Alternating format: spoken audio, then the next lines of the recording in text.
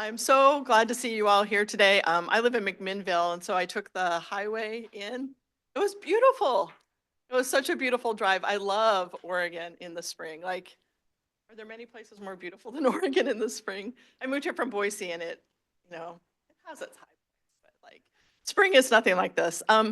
So I just want to say, if you are going to speak today during the consortium meeting, you're going to need a microphone so that it's picked up on Zoom. And I'm going to be hanging out here at this podium, one, because it's my comfort place, and two, because that light from the projector is very bright.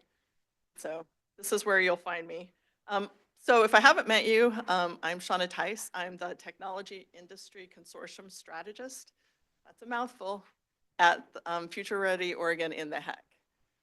And we have a very full agenda today, so we need to get started.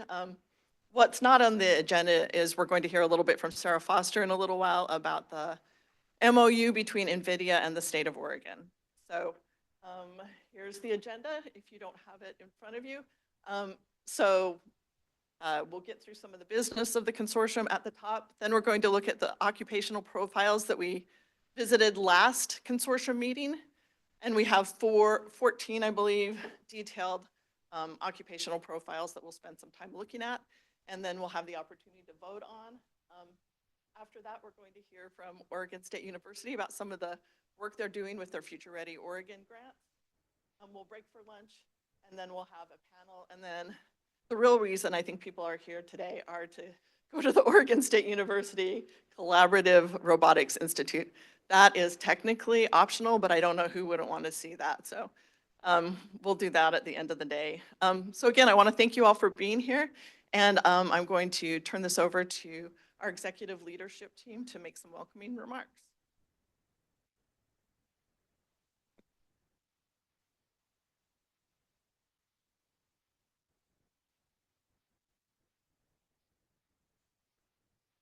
That should be better. Good morning, everybody. Thank you for coming. My name is K.S. Venkatraman. I go by Venkat, and happy to be here. In addition to this role, I'm also involved in the Semiconductor Coalition and the Workforce and Talent Development Board. So we're in a very interesting place with technology now, especially, last time we were here, we were talking about how generative AI is changing the technology landscape. Beyond that, we had reasoning models, which we call reasoning AI, and then we're going forward towards something called physical AI, which is everything that moves will be controlled with an AI system. And so that has tremendous implications for advanced manufacturing. And self-driving cars are an example of physical AI, right? It's just robotics at a larger scale. Given that background, I wanted to stress that technology overlaps with almost everything that we do as a group. And so among the industry consortia, technology has a huge role to play in advanced manufacturing and in healthcare.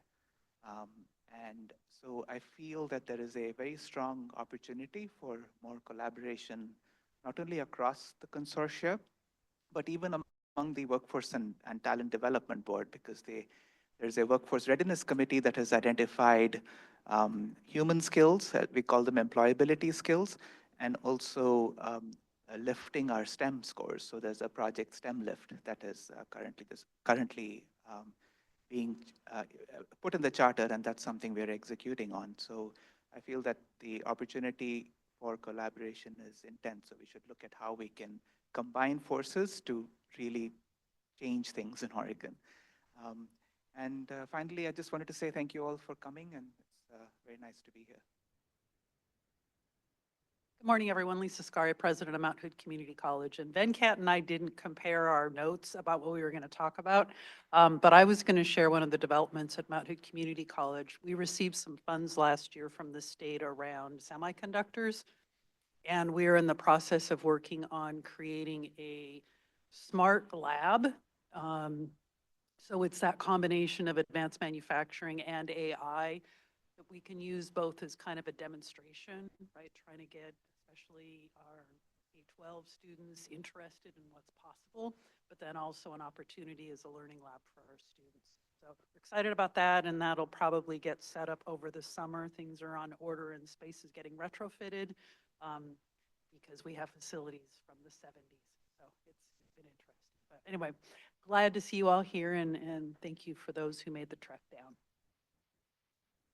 Thanks, Lisa. Skip Newberry, President and CEO of the Technology Association of Oregon. And I just think that the setting for today's meeting is really appropriate, especially given the remarks of my two colleagues as well, and the importance of technology and increasingly of AI. A couple weeks ago, I was here at Oregon State University and had an opportunity to meet with one of the co-founders of NVIDIA and some OSU administrators in the governor's office.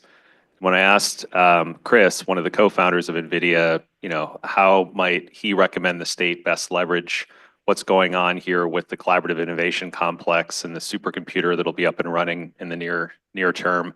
And he said, number one is education, workforce, talent development. That is the thing that's going to set one state apart from the next when it comes to dealing with the latest technologies, AI being the latest among them. And he said if anyone were asking him to predict what could come next in terms of the latest big thing with technology, who knows? But if you create the conditions by which anyone can get access not only to the infrastructure, but also to the skills and training and education necessary to make the most of it, that's where powerful things happen. So I thought that was pretty inspirational, and it'll be a good opportunity for folks today to see all the great work going on here at OSU at a higher ed institution and sort of what lies ahead for the future.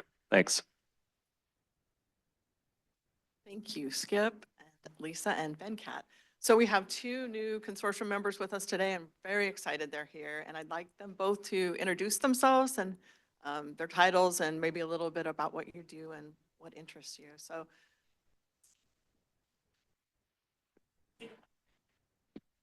good morning, everyone. I'm Stephanie Hooper, President and CEO of Age Plus.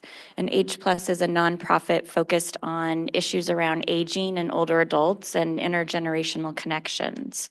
And so I believe I've been asked to come here to bring the other end of the age spectrum viewpoint in terms of how our changing demographics are going to affect our workforce.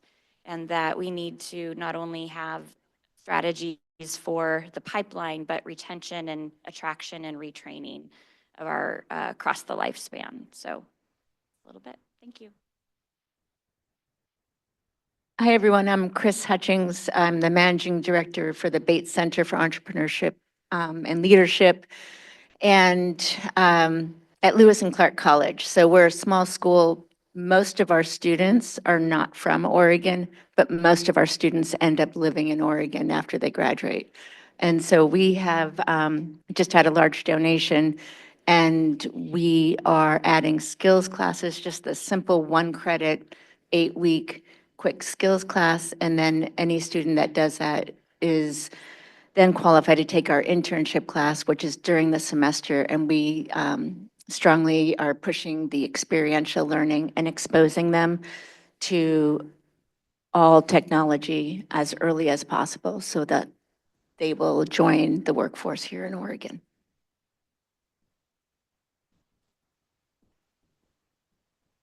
thank you both.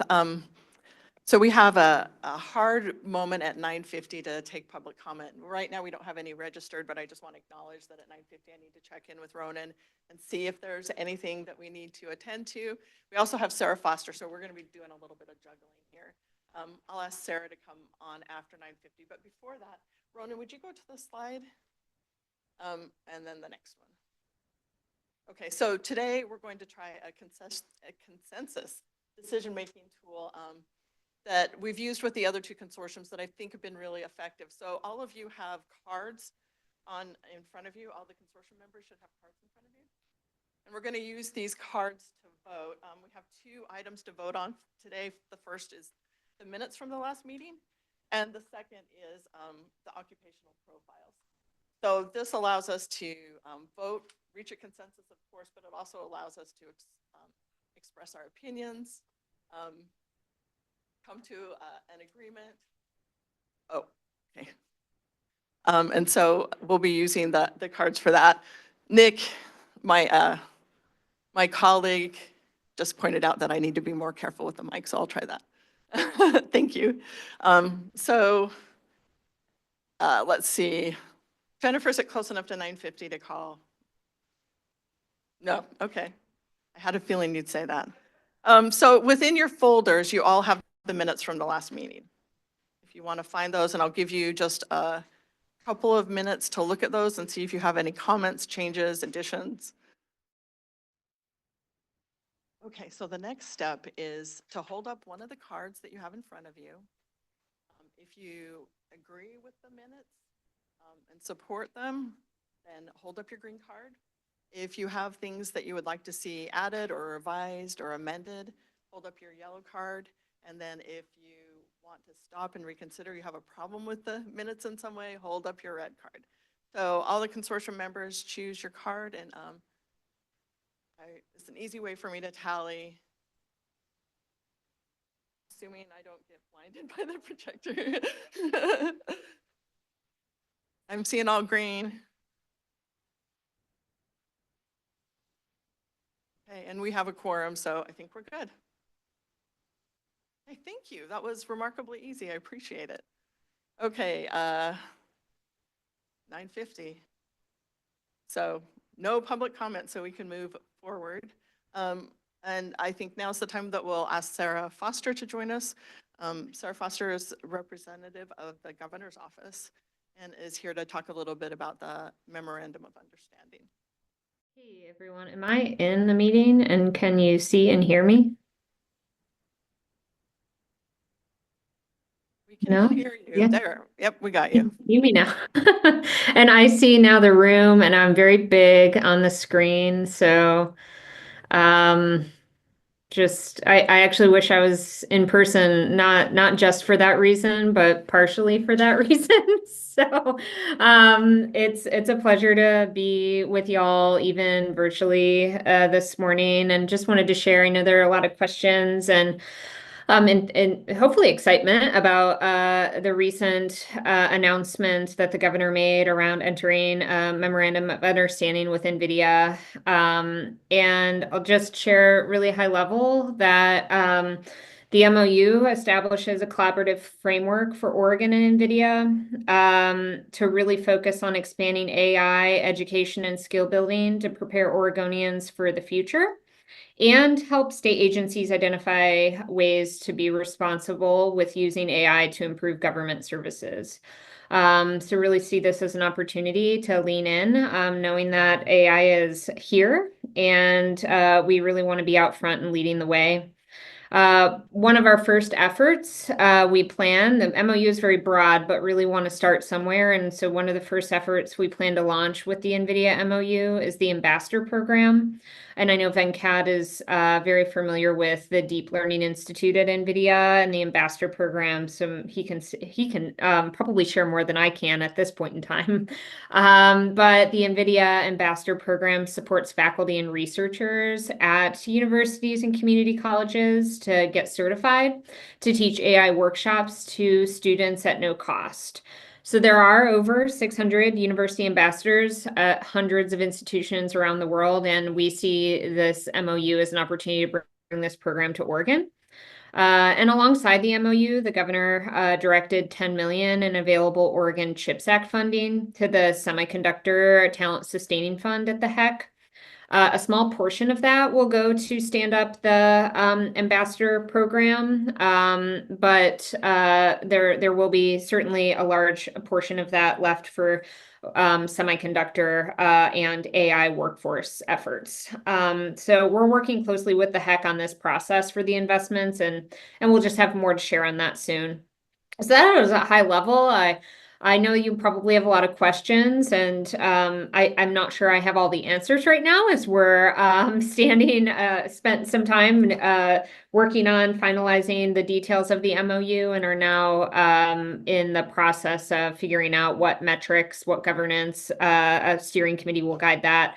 But really just I see a huge opportunity for this consortia to lean in on some of the activities that are outlined in the MOU. So just look for your expertise and see a lot of the conversation I've witnessed in this consortia over the last year and a half around broad tech skills benefiting sectors across Oregon's economic development ecosystem. So just really appreciate the work that you're doing and see this as an opportunity to lean in some specific actions. So any questions?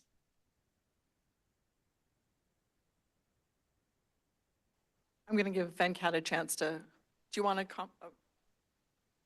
Okay. Thank you, Sarah. I didn't want to steal your thunder, so I didn't say anything about the MOU in the opening remarks, but I just feel like this is a huge opportunity to leverage a world-class AI training program from NVIDIA. So the ambassador program allows teachers to get certified to teach course content, and there are many workshops to choose from. And so I know many colleges and universities will automatically lean into the program. And I was speaking to Lisa just before the meeting, and we have some work to do together to get community colleges into this program and lean into it as well. So I'm very excited for the future. I think it's a huge opportunity to train our teachers and achieve the amplification effect for our workforce. Thanks, Venkat. Brooke? And those, you need to like yell in the mic, I think. I heard it, but I had to really lean in.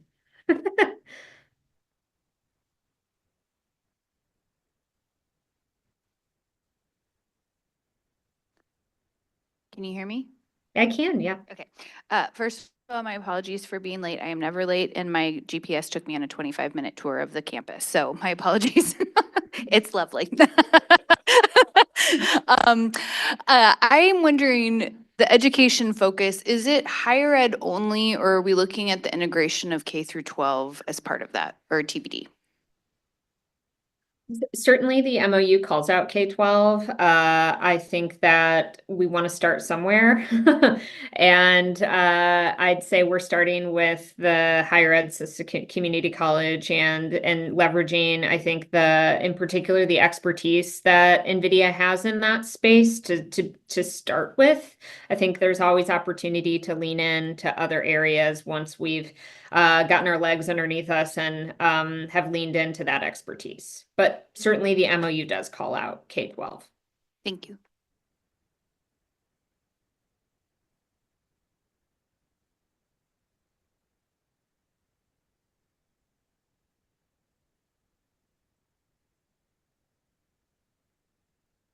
Hello.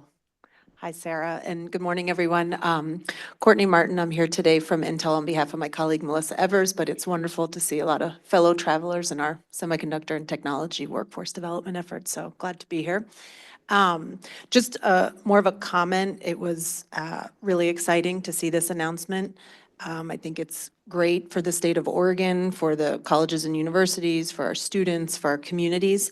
And I know we've been engaging with Shauna, I've had some chats with Venkat, and just want to put forth, Skip, to your comment on creating the conditions for the education and the learning to be accessible to everyone, that we continue this collaborative work to think about the tools we have in our toolbox, and brought our team yesterday to meet with Shauna around some additional resources on K-12 or community-based learning that may complement this very rich resource around the Deep Learning Institute and that NVIDIA is bringing to the table. So we're just excited to be part of that.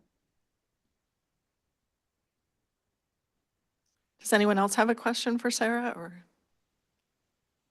No.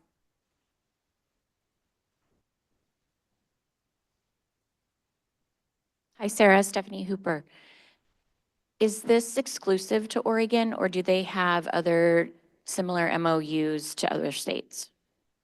That's such a great question. So this is not exclusive. I mentioned in my comments that in particular, the Deep Learning Institute, they have engaged with universities across the world. I think that I know Utah and California have also entered MOUs. So I think that from what I understand about those MOUs, that it's up to the ecosystem of partners to really drive metrics and outcomes within the MOUs. You sign an MOU, what does that mean? And so I have some energy around some competition we may enter with Utah and California, especially around training more ambassadors at our university system. But yeah, there are other states that have MOUs. I also think this is an opportunity to think about how we can really lead with equity in AI workforce training that may be different from how other states are approaching their work. And know that you all have had some, and Future Ready has been leading the way in how to think about equitable workforce and talent development.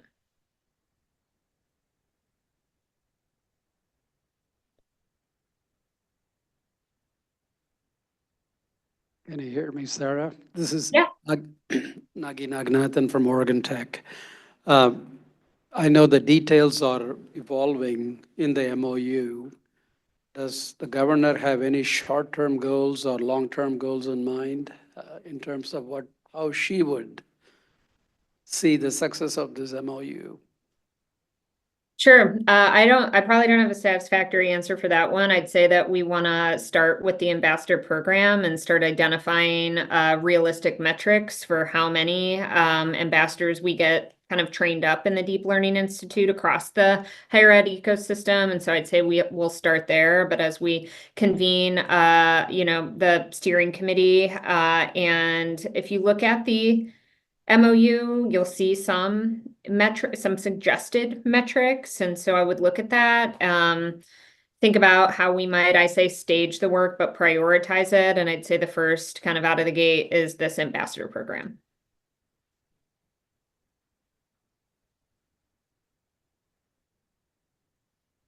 Anyone else?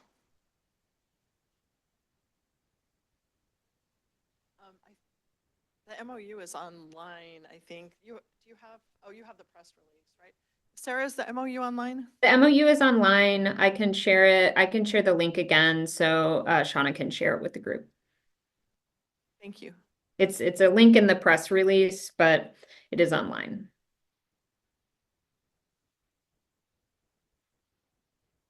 Okay, if that's all, thank you so much, Sarah. I know Yeah, you're super busy right now, so I appreciate the time. Yeah, sorry I couldn't be there. Thank you for having me. Hey, thank you all for your participation. We're going to get back down to the business of the consortium here, and we're going to look at some of those occupational profiles that we talked about last time. You have material within your folders if you want to pull it out.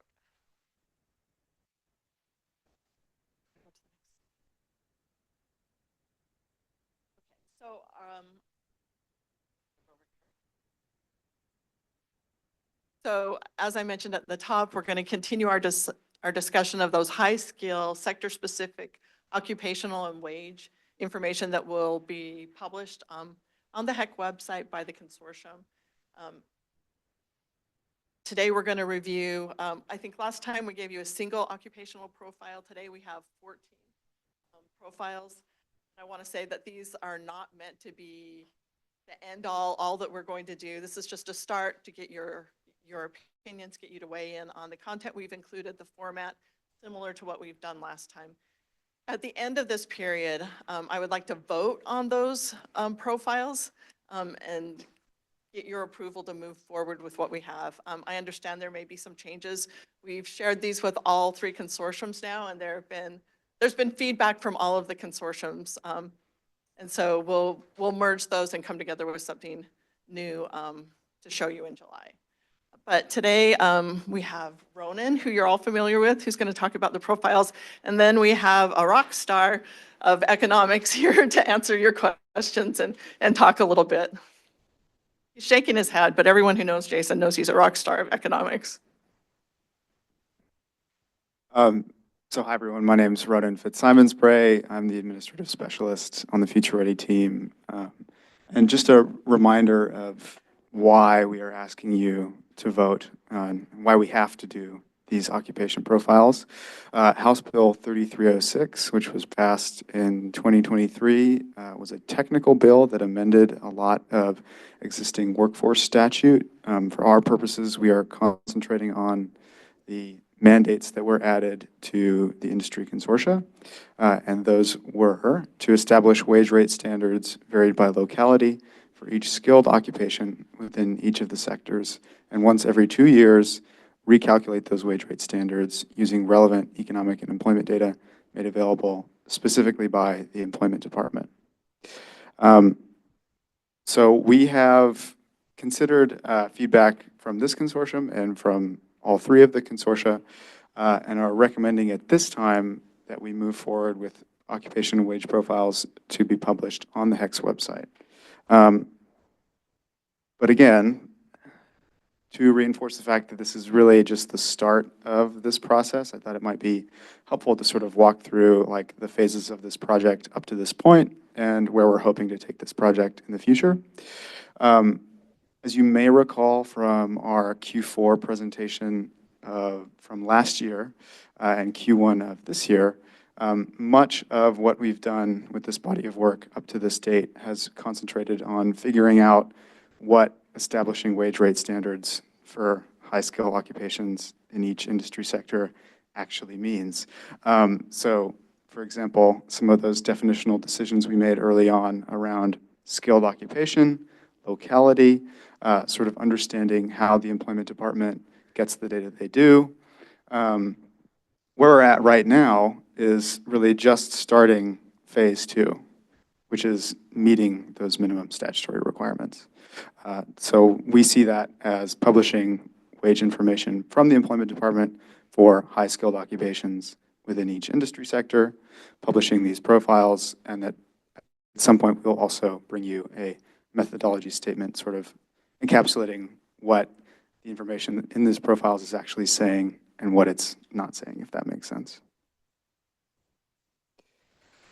Oh, I did forget to cover one last thing here, which is in the future, we hope to use this body of work, or we hope actually for you all to use this body of work to advance the consortium's own objectives, some of the things we've heard from y'all around career pathway mapping, credentialing and opportunity mapping, and identifying ways to continue to utilize this body of work through the working groups. And just a quick definitional reminder before I turn it over to Jason here. When we say skilled occupation, we mean high skill occupation. This is a definition that comes straight from our comrades at the Employment Department. So high skill occupations in this case are occupations with a typical educational level needed for entry of post-secondary training or higher, or occupations with an apprenticeship as a typical on-the-job training level, or occupations typically needing related work experience or long-term on-the-job training. So essentially any occupation that requires some degree of post-secondary training. And with that, I'm going to turn it over to Jason to talk a little bit about how OED gets the data they have. All right. Excuse me. Good morning, everybody. Jason Payton with the Oregon Employment Department's Workforce and Economic Research Division. There I serve as the occupational economist working with policymakers, businesses, and local education partners to understand the fundamental labor market information that our labor market shop collects information for, and colleague of Amy Vanderfleet, who I'm sure has served the consortia well in providing fantastic quality information. Just to give you a little bit of background about the profiles data sources, the Workforce and Economic Research Division partners with a number of national partners ranging from the U.S. Census to the U.S. Bureau of Labor Statistics to conduct original research so that all of Oregon has a fundamental understanding of Oregon's workforce and labor market.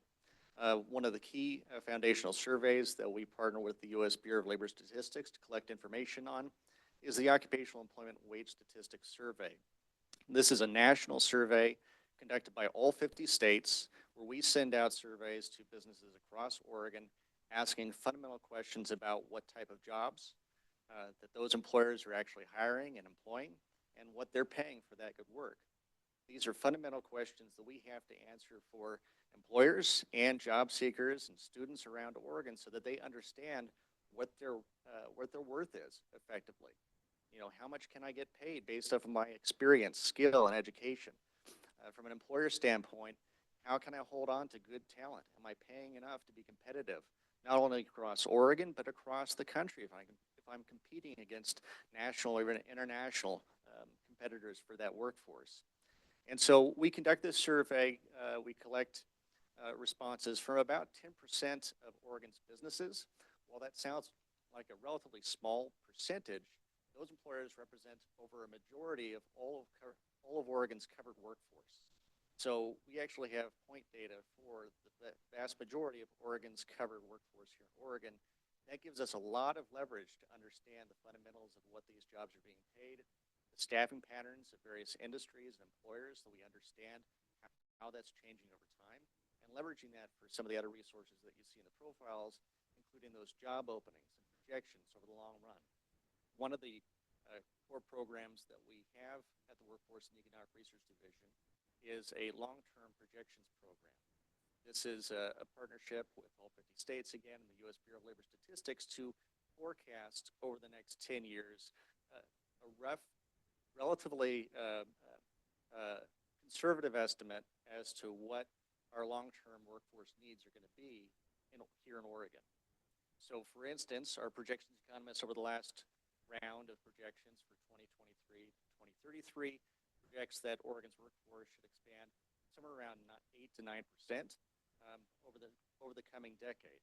In sectors like manufacturing, where we see the powers of automation and technological improvement. Sorry. Oh, that's much louder. Over the next 10 years, in sectors like manufacturing, because of automation, technological advancement, we typically see a slower growth rate in manufacturing as a whole. So the most recent round of projections across the state of Oregon is just around 6%. In areas where we expect further investment, faster growth, like the semiconductor sector, that projected growth rate's closer to 10%. So we have certain sectors that may be driving employment growth over those 10 years. In addition to the need and demand to fill those expanded job openings for employers across Oregon, we also have to account for the churn of our workforce over the next 10 years. This is the natural flow of workers moving in and out of different careers. You know, I might be a student that's serving coffee one day and I'm a CPA the next week after I graduate. That creates an opening that has to be filled. So we have to account for people changing careers and we have to fill those job vacancies. We also have the demographic forces of an aging population. Our boomers are heading out of the workforce and we have to be prepared for that. And so when we develop these occupational employment projections, we might show hundreds of thousands of jobs from industry growth and the expansion of Oregon's economy. We have projected over 2.6 million job openings over the next 10 years because of these other factors like people changing careers and the demographic shift of people leaving the workforce. So those are some of the fundamental aspects of the information that we're collecting and providing to Ronan and the team at Oregon Higher Ed. We want to get this information out to as many folks as possible. It is sometimes dragnet, it is sometimes into the weeds, and you get fantastic spreadsheets like you have there in the pamphlets, but it is informative information. If you look at the tech sector wage estimates that have been provided in the materials today, one of the value-added aspects of our shop is we can run customized wage analysis for specific industry sectors. So looking at the core industry classifications we identified for core tech, we're talking about the vast majority of these workers earning anywhere between $23.50 an hour to nearly $90 an hour. Let's put that into perspective, because when we talk about a lot of tech jobs, we assume that these are good paying jobs. The data validates that. You know, if we look at Oregon estimates when it comes to wages for all jobs, the entry-level wage is just around $16 an hour, and the top-end range is around $60 an hour. So there's a reason why there's so much emphasis and interest in these jobs. These are good-paying jobs for Oregonians. And that pay is commensurate on the education. U.S. Census data shows that consistently tech leverages higher educated workforce and employees compared to Oregon as a whole. Roughly 2 to 1. So if we talk about those workers with a bachelor's degree or advanced degree, it's over 40% when we're looking at sectors like the semiconductor industry or software publishing. That's about twice as much as Oregon as a whole when we look at all sectors. So education is a major factor to that. That's one other aspect of the information that we have in the profiles is our typical entry-level education as well as competitive education. Typical entry-level education is based off of online job postings. We're looking at what employers are telling us is required to fill those jobs. And we're looking at the majority of those job openings. There's certainly openings that require less or more. And if we think about specialization, that has a certain factor when we think about how we serve workforce needs of specific employers that require specialization. If we're talking about workforce members in the building trades, for instance, and I'm talking about plumbers that are going to help out major research facilities, they might have a requirement that they know how to handle areas that might contain things like pyrophoric gases and hydrofluoric acid. Those are major risk concerns that they have to be accounted for and specialize in that. So those types of specializations can directly impact the pay as well. If I'm specialized, I'm serving that employer, that serves as specialized aid, which can bump up the wages. And that's what we generally see with the workforce data that we have provided here. I am running out of time, so I could talk about data for hours. I apologize. If you have any questions, I'd love to open things up to the floor or Zoom in the ether. Yes.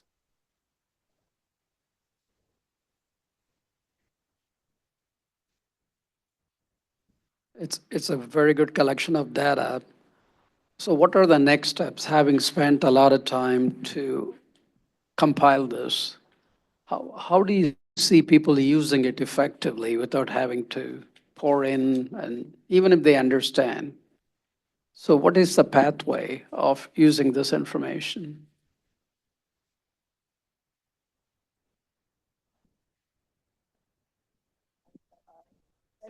Venkat, do you have a question or? Okay. We'll answer yours in just. Okay.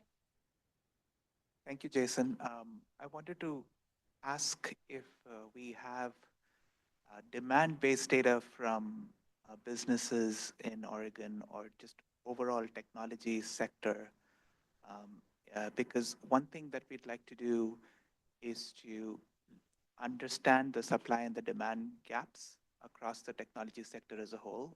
We've started to do that with the semiconductor consortium.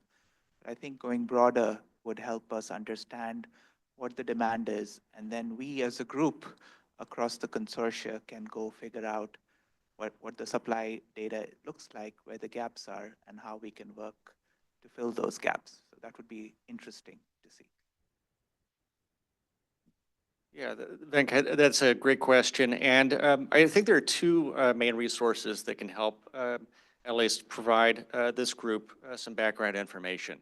One is the intention of our long-term 10-year projections is to provide that overall demand source. There are a number of different factors that go into that analysis, but part of that review and projection is looking at nearly 20 years of employer-based employment growth. Part of that is looking at national trends and change factors. We've talked about automation, but there's a big question about how artificial intelligence is either going to complement or substitute different workforce, in terms of white-collar work as well as technical work. And so those type of national trends we rely on the U.S. Bureau of Labor Statistics to do nationwide reviews of how jobs are changing within different sectors and different careers. And based off of that, we can assume and sort of provide that long-term demand. The other aspect in terms of short-term immediacy is we do have programs like the Oregon Job Vacancy Survey conducted by the Oregon Employment Department, where we actually ask employers, what are the current job vacancies you're trying to fill right now? What are the types of jobs that those vacancies entail from an engineering or technical standpoint, from a human resources standpoint? What type of jobs are you trying to fill? What are they paying? And then also, what are the education requirements and what do they pay? Those are core aspects that may impact whether or not that employer actually deems that difficult to fill. And every quarter we actually publish a data set sort of describing how many jobs out there employers have identified as difficult to fill and having a hard time. That's been a major factor in trying to understand the healthcare sector coming out of the pandemic. Newsflash, it was difficult to fill jobs, But though it's that type of survey and information that we can sort of leverage. In addition to that, to specific sectors like the core tech, we might be able to do customized analysis to look at how many job vacancies there were for that core set of industries, as well as how many employers identify those as difficult to fill.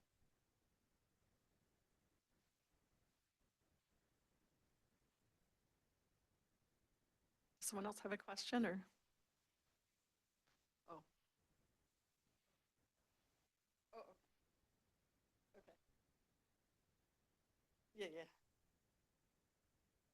You want to go to the next slide? Thank you, Jason. So as I said, we've met with the 3 consortiums so far, and some of the feedback we've got was to consider the audience, because different types of audiences would consume or use this information differently. So it might be, assuming we had different audiences, it might be useful to present the data differently. To make sure the graphics and the titles are really accessible for readers or people who are looking at the data, and then to focus on the regional differences in wages and job openings, which if you're thumbing through your packet right now, you can see there really are differences in different regions. So as we've heard today, we've heard consortium members, all 3 consortiums, ask about how we can use this in the future. So right now we're focused on meeting the requirements of the legislation, which is what you see in front of you, but we'd all like to take this further, all of the consortiums. And the biggest question is the one Venkat brought up, is supply and demand. And so once we've meet kind of the requirements, then we'll start looking at what else we can do with the data that would be useful to this group in making decisions and things like that. Taking notes, and we'll make revisions and move forward with this work. So I'd like to ask you all to look at what you have in front of you now, those profiles. Oh, Lisa.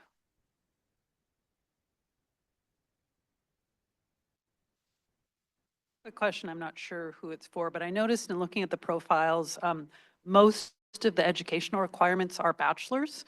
And I know we had a discussion earlier around the 2-year degree programs that are actually preparing students in some of these areas. And so trying to understand if those are typical, or, because in looking at this, I know I have students graduating that are getting these jobs with an associate's, but yet in here it's listed as bachelor's. So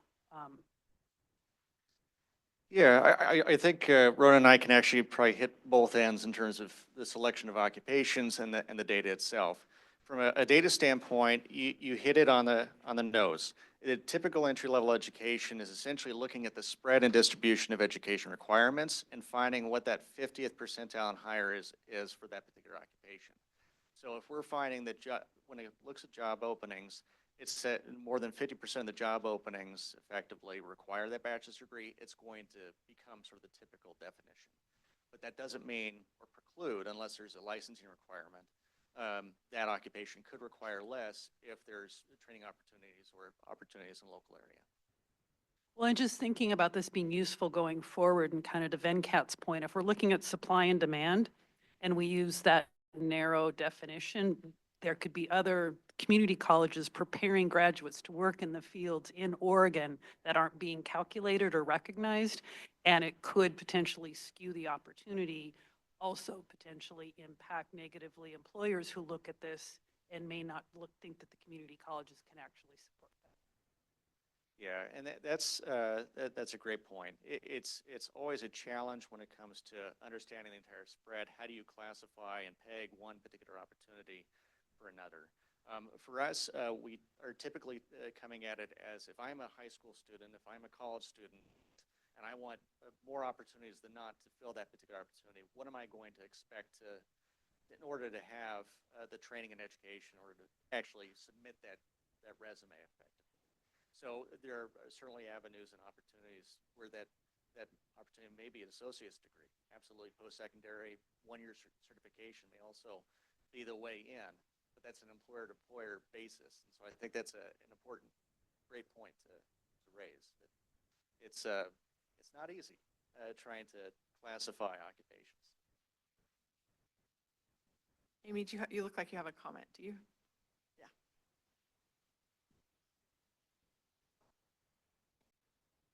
I think that's a great point, part of the issue with producing so much data is that we have to simplify it, and people want to simplify data when they see it. But I think it would be very useful if somehow in these profiles we could make that point clear that this isn't like the be all end all of like, this is like, you don't absolutely need a bachelor's, but you can get to this occupation in a different way. We just, there's so many footnotes we could put on the data to explain everything, all the nuances that go into it. But I think it would serve the customers well to make that probably more clear. I should be looking at Ronan here.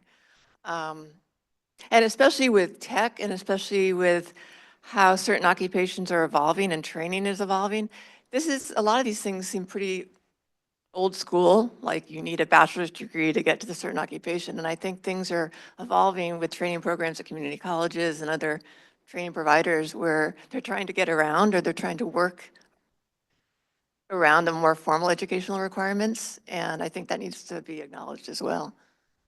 And we take that into account. It's just hard to put everything in one piece of paper. Related to that, I had the exact same thought.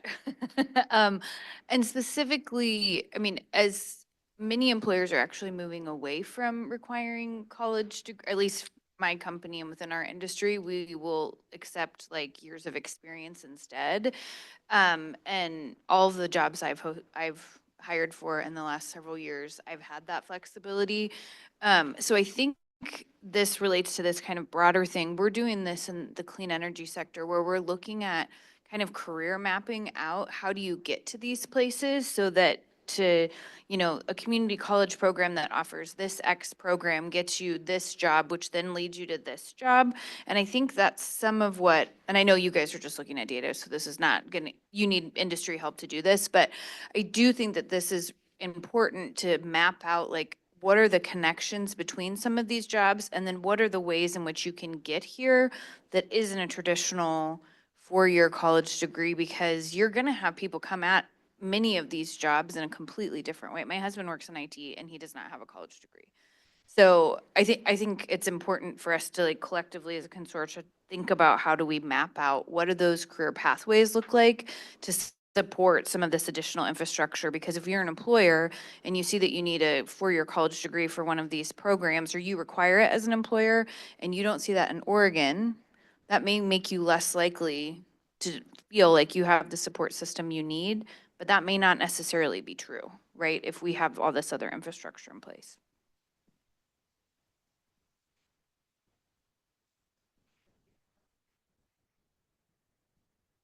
I think my primary thing is +1 to what Amy and Brooke was saying, and Brooke, thanks for bringing up the alternate pathway or at OHSU, a lot of the work we've been doing recently is trying to say, how do you take into account years of experience and say, if you have this, then that, if this and this, then that, and going through to make it more accessible for a wider audience to get various positions. And so I think as I read this and go, I don't know what competitive means. And so going back to kind of what Amy and I think what Lisa was saying as well is having something where it defines this template and tells us what does competitive mean and helps someone who's looking to do a career shift or looking to make that step up in their profession. I think those are things that will help people even to the level of, so I'm in IT and I technically do have a degree in engineering. It's in chemical engineering. It's not in IT. And so when I see a bachelor's degree, understanding, is that a bachelor's degree in the particular profession or is it a bachelor's degree at all? And so to me, it's not as much as updating this template, which I do want to say I really like this. I think it's more about what is in the way the data gets presented ultimately, whether it's online, hopefully not in PDFs, but I know we've resolved those due to PDFs anyway, but something that helps people to make it more accessible to understand how it pertains to them and how it can actually help them in their career. And then the other question I just have is, as I read this, am I supposed to on the really larger spreadsheet, should these entry ranges and match the template or should they be different?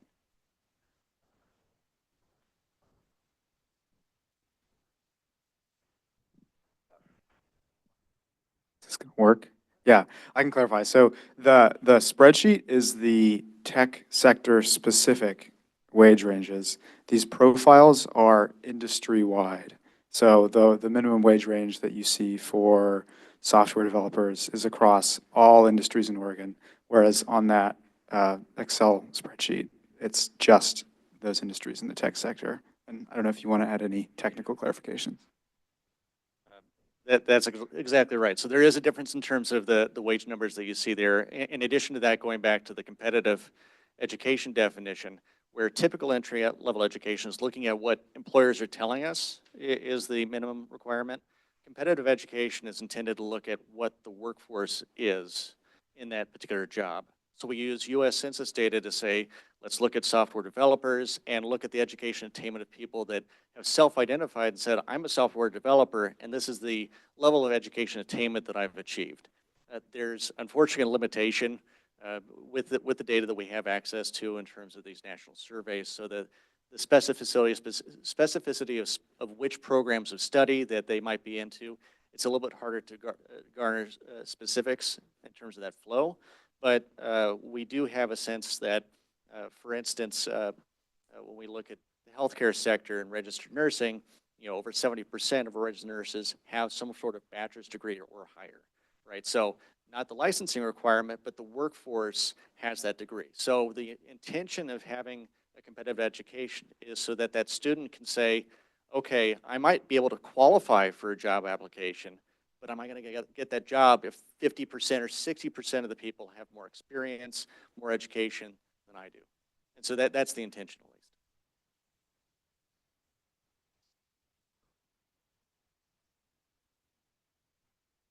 Full disclosure, my first time looking at this, so I apologize if this is old news. But could you just quickly summarize how you got to this subset of the profiles? The us question, Jason provided a comprehensive, and then we just, you can probably say it. So we looked at, I think correct me if I'm wrong, Shauna, but what we did is we tried to take the highest wage, highest demand, high skill occupations. So these occupations that you see in front of you we selected because they were particularly high demand or high wage, in addition to being high skill.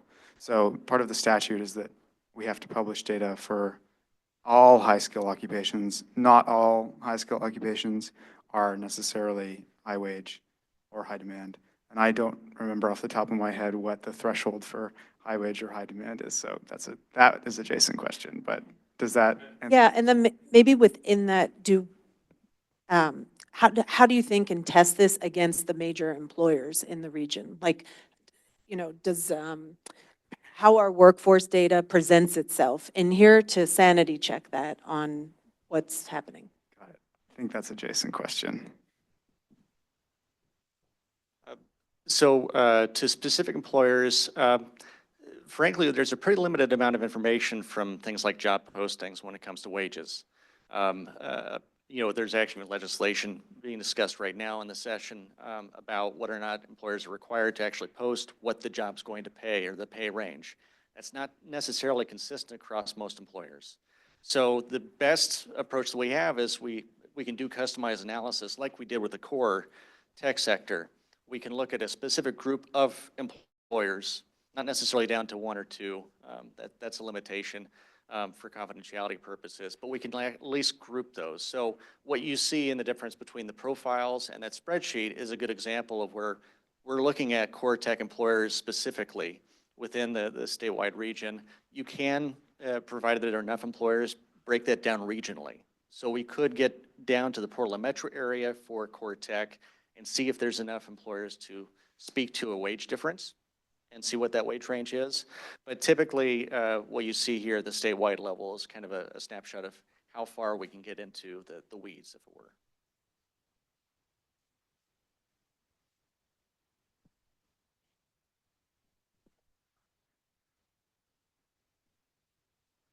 Okay, I think now it's on. My comment, it sort of relates to a comment several times ago. So I apologize for going back, but I just wanted to reinforce what both Lisa was saying and Brooke was saying about these career pathways.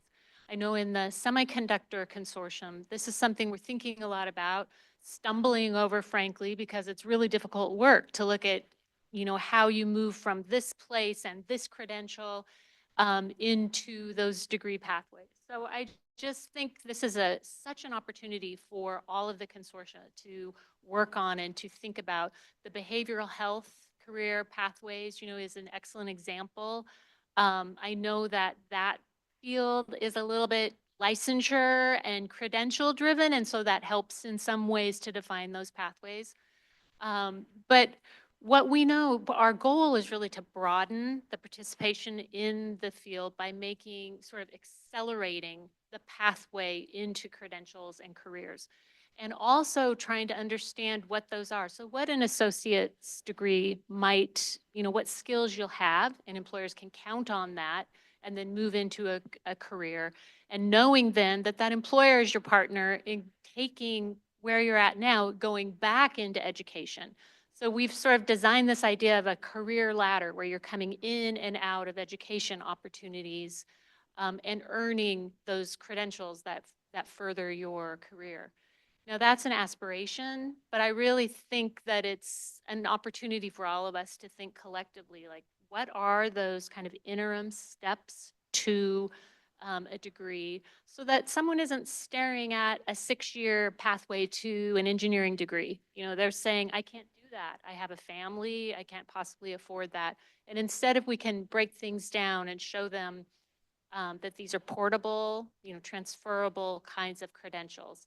And it also, if we're going to get very aspirational, it also means different kinds of credentials, you know, that we all have to collectively agree on the currency. So looking at badging and other sorts of short-term credentials. So this is a little different from the work you're doing, but I just wanted to really amplify what Brooke and others were talking about. I think it is a real opportunity to put Oregon on a national map, really thinking about how we help Oregonians, you know, move into these careers.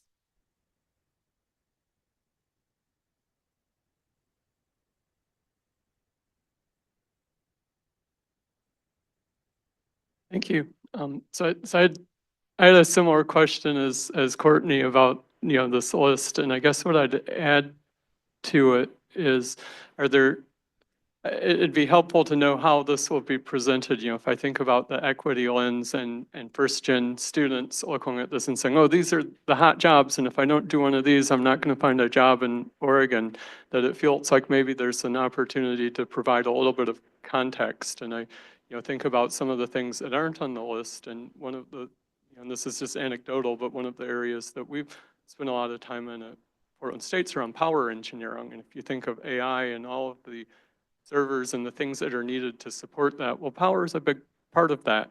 Semiconductor manufacturing, power shows up there as well. So, you know, I guess what I'd say is some context of how this is presented so that it's not excluding people, but presenting the data and providing information about pathways. Second comment I have is around the conversation about pathways, and I think that's really important, you know, that we need multiple pathways into STEM disciplines, that we historically have excluded a lot of people in STEM disciplines, and in Oregon, we need a more diverse workforce in order to meet the demands. Related to that, though, some clarity around what degree progressions look like, and this might be, and career progressions, and this might be beyond the scope of this, but in listening to some of the conversations, you know, civil engineering struggles to hire people. That I feel like I'm selling something every time I talk with industry folks in civil engineering, because they all say, can you get me some recent graduates? I can't find people to hire. And, you know, my answer is usually we'll get in, you know, we can't, all of our students find jobs, they can't get, they don't go through the formal internship programs because they can get internships right away. And some of them are so desirable that employers will say, oh, you should come work for us and go to school part-time. You can do the job you're doing as an internship. But that misses that in civil engineering, that the professional engineering license is really essential to advance in that career. And people who start in that career without having completed an ABET accredited program and taken the FE and done all the things that they need to get the PE limit themselves. So I think in some ways, some clarity around pathways would be beneficial, both in terms of getting people with out of bachelors who have an associate who are well prepared to do some of the jobs, but also in making clear, well, this is what you would expect for the degree progression. And it might be, well, your employer will help you upskill or reskill as you progress. And that's really powerful for people to know. And again, back to the equity lens, a lot of people don't know what they don't know, and they don't know, they don't have people to talk to in these industries. So some context, I think, would be helpful. Okay, two more questions. Two more quick questions because we need to move along to the next agenda item and also vote. So We are not the only state to gather this kind of information, right? So what have some of the other states done with such things? I think it'll be good to know. We keep looking at a room of mirrors all the time. And this, obviously, the data is well informed, very useful. But I'm sure other states have mobilized their economic development initiatives and agenda, creating effective partnerships between industry and these needs and the prep in the state. It'll be good to know. that's a good point. Venkat, last question. Thank you, Dr. I just wanted to add a comment on this, which is all of these fields are going to be changed with artificial intelligence in different ways. But if I look at the first one, and I know I've mentioned this to you, Shauna, and to my co-chairs, is that software development today is being significantly improved with AI to the extent that this data is from 2023. And so it gives you a feel of how rapidly technology changes, right? 50% of software last year, new software was developed using AI. That's trending towards 90%. And so while artificial intelligence plays a role in all of these, I think software development is going to be significantly impacted. And so that brings us back to how we prepare our students and workforce. And there was a recent AI index report which stated one of the key takeaways there was 81% of computer science faculty agrees that AI should be part of their curriculum and we should teach AI, but they don't feel equipped to teach it. So that's a gap that we need to fill.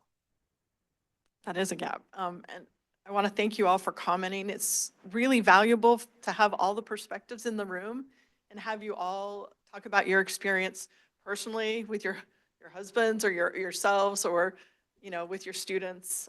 It's helpful. So thank you all for your comments. Much of what we've talked about here is the next steps, right?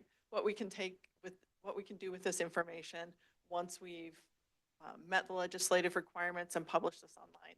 The pathways, the supply and demand, that's all future work that we can look to after we've finalized these. So what I'd like to do now is look at what you have in front of you, which is 14 different occupations.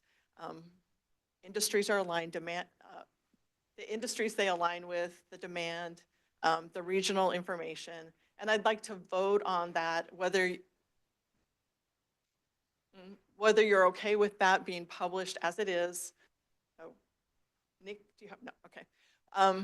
With publishing this information as it is now on the HEC site, and then knowing that in the future we'll return to some of these other questions. So we'll use the voting cards again. Is everyone ready to vote? Green, yellow? Is yellow, I can live with it? I think it's yellow, I can live with it. I'm not completely pleased, but I can live with it, I believe. I have concerns, but I will not oppose. Okay, is what it translates to. And yeah, I take all the feedback about, and we'll talk about how we can footnote or somehow, I don't know, we'll talk about how we can address the different paths into these occupations. Brooke?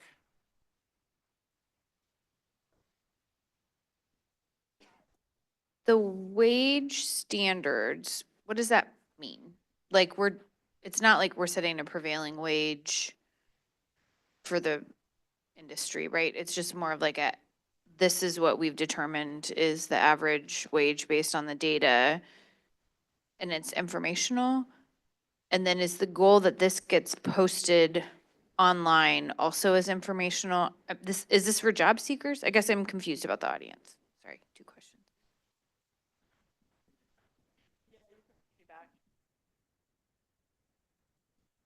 Related, I was wondering whether definitions will be included. Some of the stuff that the questions here have been a little bit about, the terms aren't well defined, and so depending on who the audience is, they're interpreting a BA or a BS as required when it's not required, right? It's just typical that is required, right? And so what's the framing?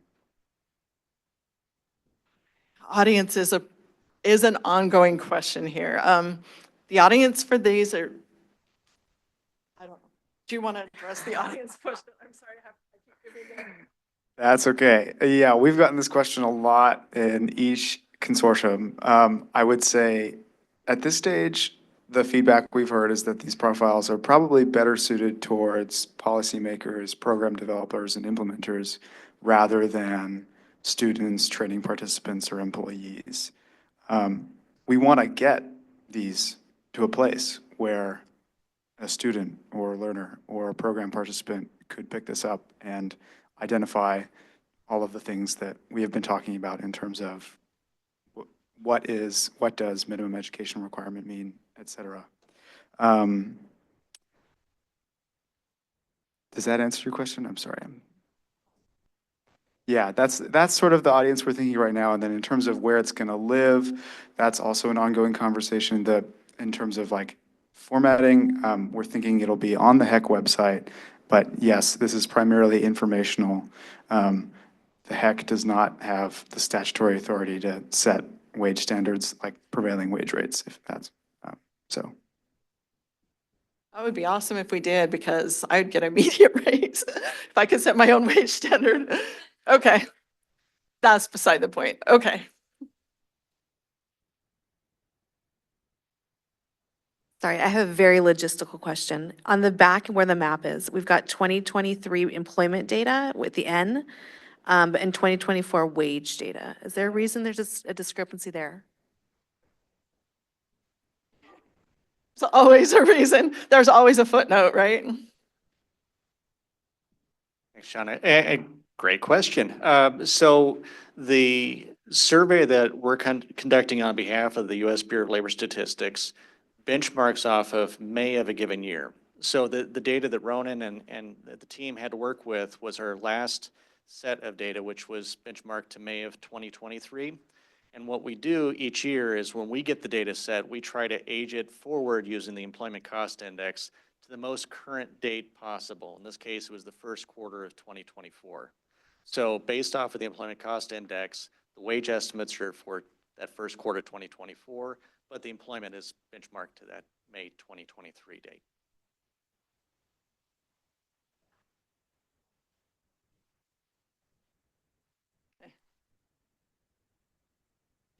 Nope, okay. Okay, let's try to vote. Green, yellow, red. All consortium members. Can you live with it? Oh, Doctor, you have a red and a yellow. You're orange. There's not orange up here. You're the first person to be orange in all three consortiums. Do you want to explain your orange?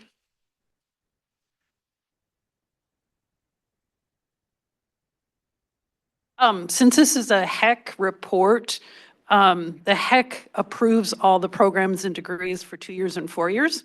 So if we could have that match, so for example, there are community colleges that have degrees for network administrators. So match that for your typical, the lowest education levels so that there's consistency I'm not sure if I'm making sense, but, Totally making sense. I think it's important to remind everyone that these profiles, the way that they're, the template that we've created and informed with the feedback is repackaging already available data provided by the employment department. And that's sort of the floor. All of the things that you are talking about in terms of degree and credential pathways and where there are programs available in Oregon that align with those, the idea of the career mapping, those are all strategies that the strategists intend to employ in the next phase. So this packet that you're approving today is sort of approving the design, the layout, and again, the data is repackaging already available data. And all of the ideas that you've shared along with your colleagues in manufacturing and healthcare, I think are informing what the strategist would like to do with the data next. So the idea of making program information available and aligned with the degree requirements is absolutely something we'd like to do. And that data is not readily available to be repackaged in this way. And so the strategists really want to dig into that as a next step. well, and maybe an easy way then is to not have this labeled a HEC report, because this assumes that an average reader would think, okay, this is the HEC data. So if these profiles are really from OED, put the OED logo on it, and then for the HEC things list it, because I think that's where it gets confusing for people who don't understand what it means, and they're going to misread it. Sure, sure. At the top of the page, it does say the following information is made available, is data made available by the employment department. But I hear the conflict. This is a HEC document, yeah. I just have something, I mean, adding on to your point, my yellow is maybe we could have a line under educational requirements that somehow indicate, is this an occupation that's accessible via alternate ways or something like that? Not to actually have the career map being done yet, but just, is it possible, I haven't phrased it yet, but wordsmith it somehow. Yeah, something like that, just I think many of the definitions that you all have asked about have got us thinking about, does it make sense to continue to add footnotes on this page? Does it make sense to package them maybe with a page of definitions or methodology, particularly this question around typical entry-level degree requirement? I think it would satisfy, you can correct me if I'm wrong, it would satisfy some of these concerns if there was a footnote right in that space that said the definition Jason shared earlier about typical represents the 50% mark, or however it was that he framed that, so that it's really clear right on that page what typical entry level means and what competitive means. Or on that page, it could say minimum and then technical and then competitive. And that would open up that space for where we do see associate degrees as a point of entry into the market. Actually, it's a great question. It said minimum originally, and we got feedback that what was published as minimum was not actually minimum. And I don't know if Jason or Amy can speak to that, but I don't, maybe minimum is not available and we were framing it as minimum originally, but OED uses typical. Is that correct? Yes, that's correct. The two measures that we develop for our occupational profile tool, as an example, is the typical and competitive. I was just talking to Ronan. One alternative, long-term wise, is, we talked about competitive education being sourced by U.S. Census data showing that distribution of who's in the job.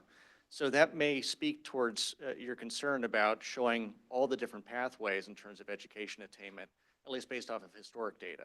That doesn't get to the goal and aspirations of additional new programs and pathways. That would be a great resource, but that could help broaden out that scope instead of just saying, here, I'm going to plant my flag here.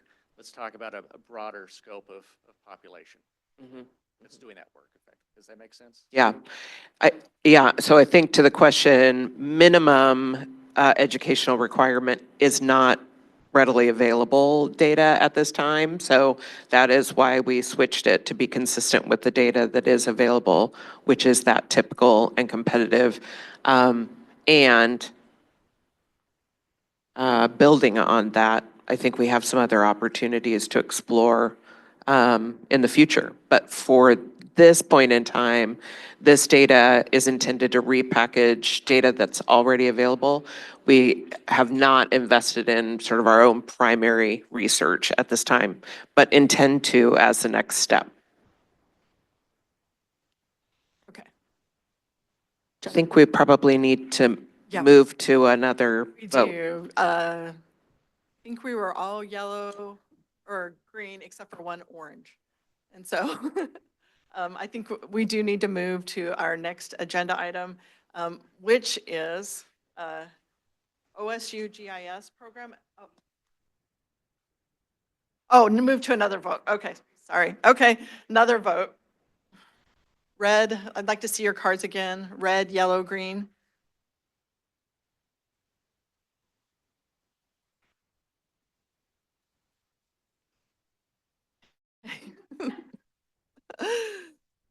Okay. Yeah, I'm not sure what to do with the orange. Are we stuck?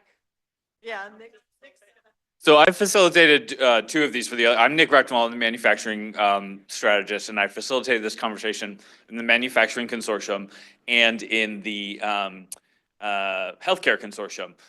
Again, the idea here is we're trying to get your feedback on how to take this data, which we repackaged. This data has sorry, I wasn't expecting to speak. Data has a tendency to flatten out the human experience that you're all talking about, right? What we need from you all is some feedback on how we can best contextualize this data to make it operational for the audience that you see as the primary audience for this. That's what we're hearing. I think what we're asking for today is for approval to start with this initial set of occupations. And can we start there, come back to you at Q3 with the feedback that we've heard today and the feedback that we've heard from the other two consortium to move this work forward? And so I guess my question and our question from Future Ready Oregon to those of you with yellow or orange cards is, can we move forward with this initial set of occupations? Would you become comfortable knowing that there's more work to be done, knowing that we will bring another iteration of this that helps to provide some of the context that we've heard is needed to operationalize this data to the Q3 meeting? So I think with that in mind, can we see the cards again? And if anyone would oppose this initial set being published on the HEC website, hold up your red card. We're going to interpret a yellow as you have reservations, but you're okay with us moving forward. So can you hold up your cards for us? As you see it right now. Okay, so what would get you to a green or yellow?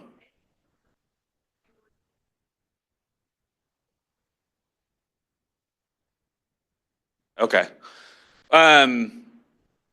So what is the context that we could add before we publish it that would get you to agree?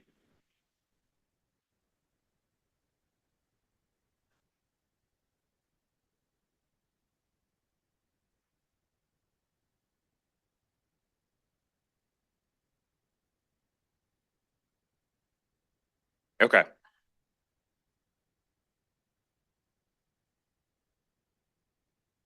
Okay. So if we can contextualize the education requirements before we publish it, that would get you at least from a red to a yellow? Okay, great.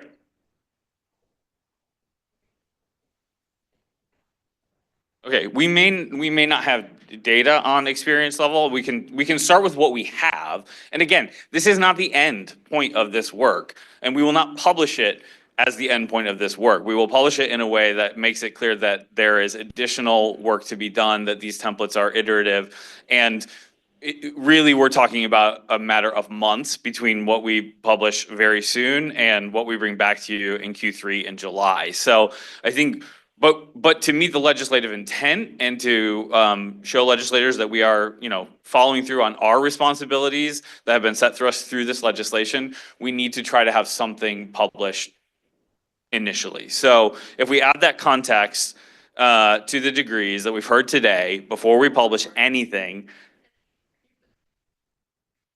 we'll keep the draft watermark on there. Any red cards? That sounds like consensus. You did? Oh, Amy.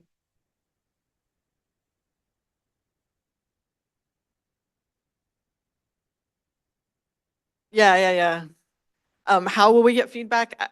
I mean, what did you say, Jennifer? I'm sorry. Yeah.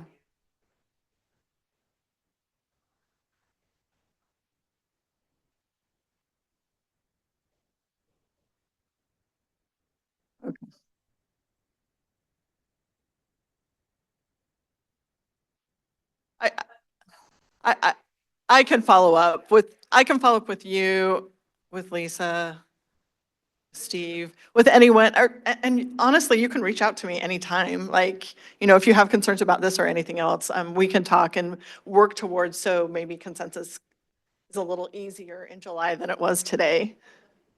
Oh, and okay, yeah. Does that sound good? As a next step, you'll be hearing from me? Okay. Oh, okay. Kevin. And maybe to be more efficient with time next time, can we have materials ahead of time and be pointed out to when they've been published and what the supporting information going around it, so we can do a little bit of homework on our side and come better prepared? That's a fair point. Okay. Thank you. Okay, so I'm going to move to our next agenda item. We're going to hear from the Oregon State GIS program, and I've asked Sarah Shin, who's our amazing grant administrator, to provide a little bit of an introduction.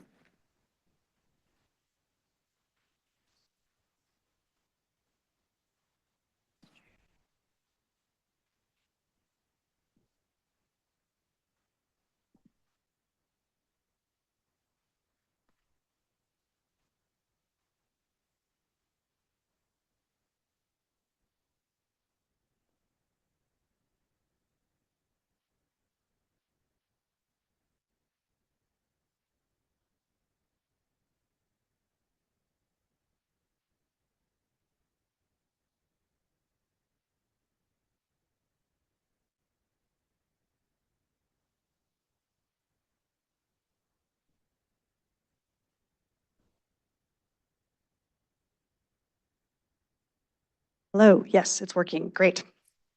Thanks, Shauna, for the introduction. Again, I'm Sarah Shin. I'm the Technology Workforce Ready Grant Administrator with the Future Ready Oregon team at the Higher Education Coordinating Commission. It is my pleasure to introduce our next guest speakers from Oregon State University's College of Earth, Ocean, and Atmospheric Sciences, also known as CEOS. Kuipo Walsh is the director of the Geographic Information Science Certificate Program and the lead for CEOS's Technology Workforce Ready Grant Project. This project launched a new pathway for workforce training and education in geospatial information science and addresses the skills gap in the geospatial technology industry. The program is a collaborative partnership between Oregon State University, community colleges with geospatial technology training programs, and employers hosting paid internships for program participants. Dr. Michael Hart is professor and associate dean for undergraduate programs for CEOS. He collaborates with college leadership, faculty and staff, and campus partners to deliver, assess, and revise CEOS undergraduate degrees, oversee advising and experiential learning opportunities, develop curriculum, and contribute to alumni engagement. Thank you so much for joining us, and I'll turn it over to you.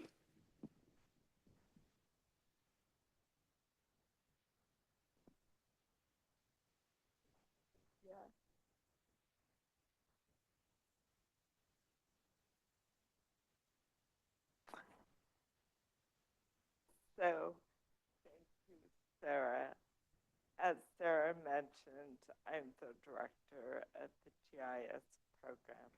at OSU. How many of you know what GIS is?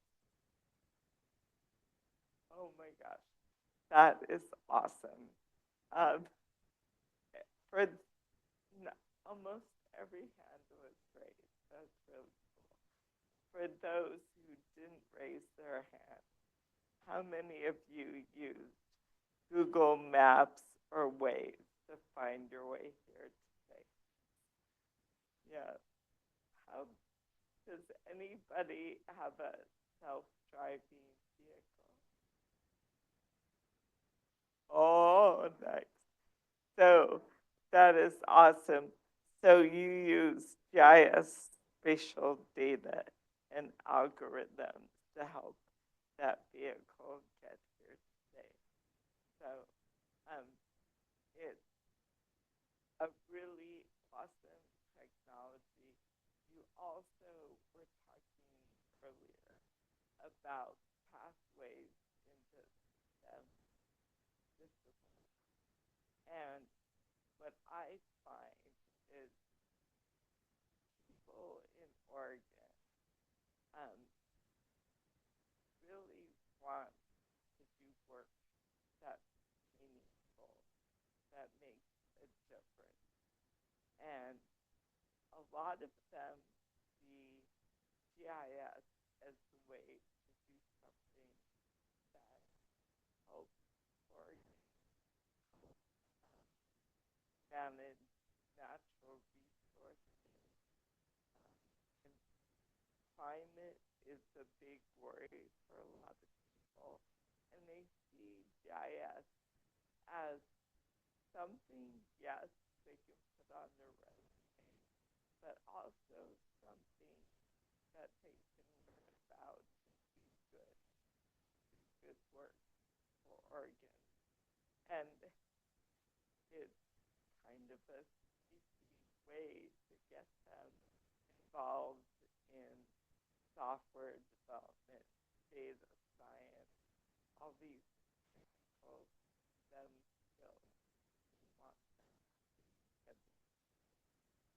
So we're here today to talk about one of OSU's, one of our workforce ready grant programs. I believe computer science has another one of them. And but our program, it's more than just GIS training. We really want to focus on communities and incumbent workers to upskill and reskill them, especially from communities of color, low income individuals, and rural and frontier areas. So we hope to train the individuals and also really help transform communities where these things. So I'm going to hand it over to my boss. He's going to speak a little more. Thank you, Kipio. So, as Kipio mentioned, there's a huge demand for our geospatial students. Kipio is very humble, and she has over 300 students in her certificate programs, the undergraduate and graduate level. And what we like to think we're doing is filling a gap, a need for geospatial people, workers in Oregon, the country, and the world. And our students work all over the place when they graduate, thanks to the vision that Kipio's had to keep this program running for some time. So our basic objective here is to fill a need, a skill gap. It's also part of the college's wider ambition to sort of reimagine what higher education is, what university level is in the 21st century. We're very much into scalable building degrees. So for undergraduates, it's not a 4-year degree, it's a 4-year experience. You know, we have the certificate programs, which are a stepping stone to the degree. They're now standalone certificates. And we're also now building out micro-credentials, which are even smaller units in those certificates. And as opposed to our traditional focus, like for me as an academic, which is very disciplinary based, These are skills-based. We're trying to develop and provide skills that will make students employable, give them rewarding occupations when they graduate, and meet the needs of Oregon.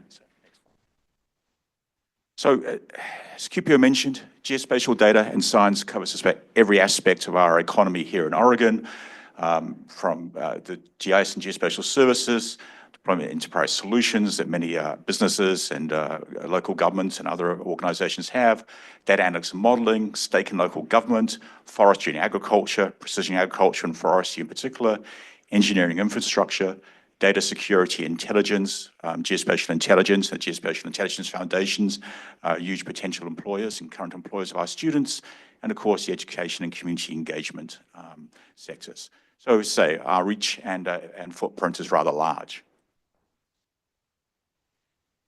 And so there's different areas we have, data analytics and data science, IT and enterprise application development, and geo AI. And of course, like everything, artificial intelligence is huge in our field and increasingly important to us and our students and to employers as well. And this includes not just the technical skills needed to deploy AI in a geospatial context, but also the ethics and bias in artificial intelligence as well, understanding how that can change and influence our understanding of the world around us. Yeah, and the important thing for here is if you look at this wonderful slide, not trying to stand in front of it anymore, is that all of the majority of the fields in which our geospatial skills are applicable have a very, very bright outlook. And you can see the list of occupations, and there are many more there, but all of these have that little sunny, bright outlook, and no matter which database you look at for occupational demand, this is pretty consistent across all the different databases. And even more good news, I think, next slide, please, is the salaries and wages that our students can earn in their fields. These are not low-income, low-value skills. The median incomes are fairly high, 103,000, 108,000, depending when you look at the states or Oregon. And so this is pretty consistent. Almost all of our graduates from these programs pretty much start off in careers in their field of choice. And that's something that can often be unusual for graduates from a university in the 21st century. So I hand it back to Cooper now, who will talk about the program itself. So thank you.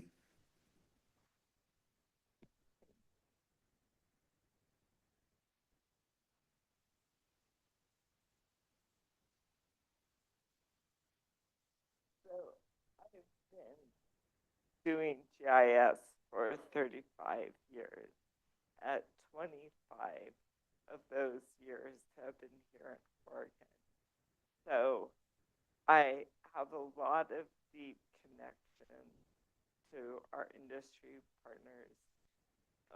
One of my proudest things that I do is I see our students from our program graduate, and now they're working and hiring people in GIS fields.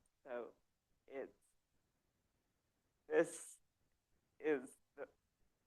I'm very excited to be here and talking to you about how we can give students the training to go out into industry.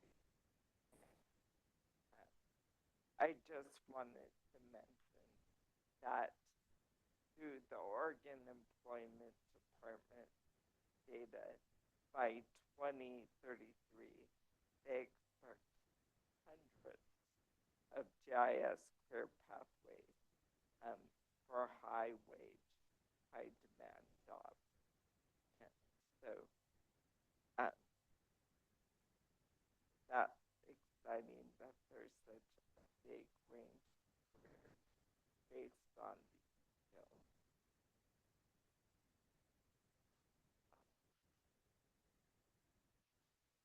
So what's also nice about our certificate is if a worker doesn't have the money or the time to pursue a full undergraduate degree, they can pursue just our undergraduate certificate. And it takes 12 months to 2 years. And because our offered online. It can reach anyone in Oregon. So it can reach the rural and frontier communities.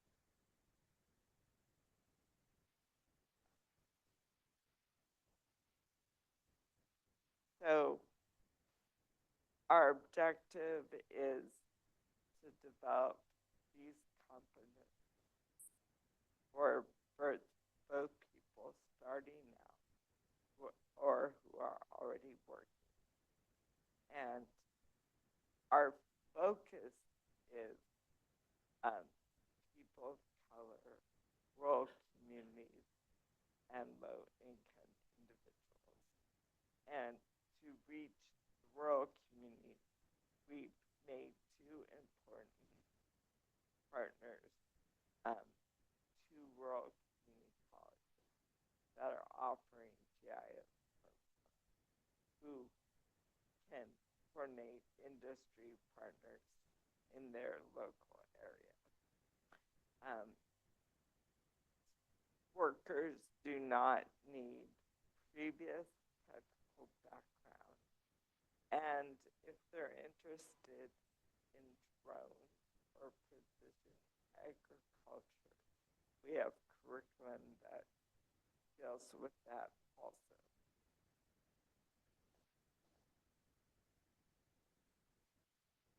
So our program delivers three main areas of activity: training through our courses, experiential learning through a paid internship, and professional development through career-ready workshops. And all their tuition fees and books are paid.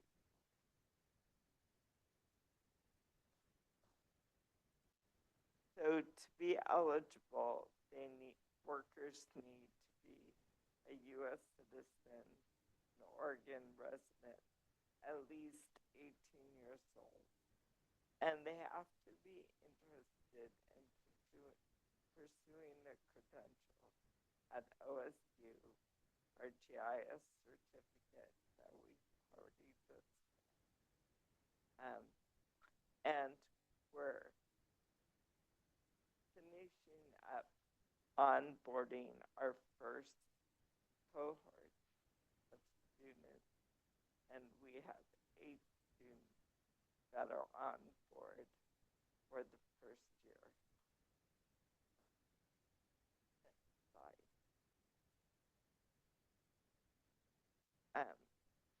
And at our community college site at Central Oregon Community College, they offer a certificate, an AAS, and the AS in GIS. And they have onboarded 5 participants for the first year.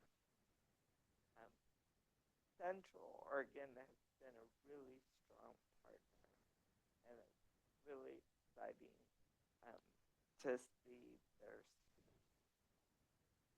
Blue Mountain,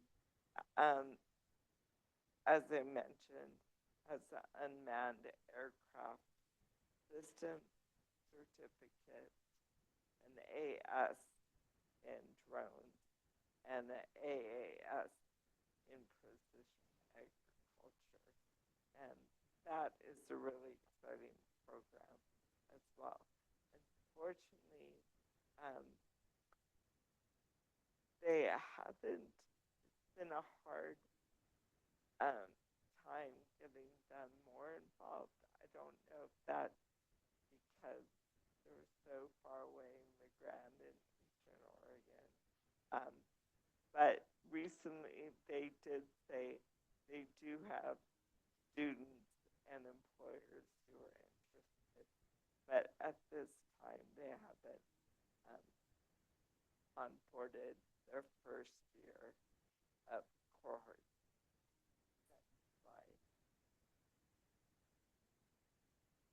So here's a picture of one of our onboarded student. She gave me permission to share this. Her name is Angela, and she's from Sun River, and she worked as a public works flag tech. So she's doing the flagging. In the office, she's answering phones. But she really wants to upskill and enhance her. So she really wants to integrate spatial analysis into her public work project. For example, she'd like to map efficient routes for trash rounds and plowing. So we're finishing up the onboarding in spring. In a couple weeks, we'll be hosting our first Career Ready workshop through the Career Development Center. So because we recognize that soft skills like resume building, how to interview, is just as important as the hard tech.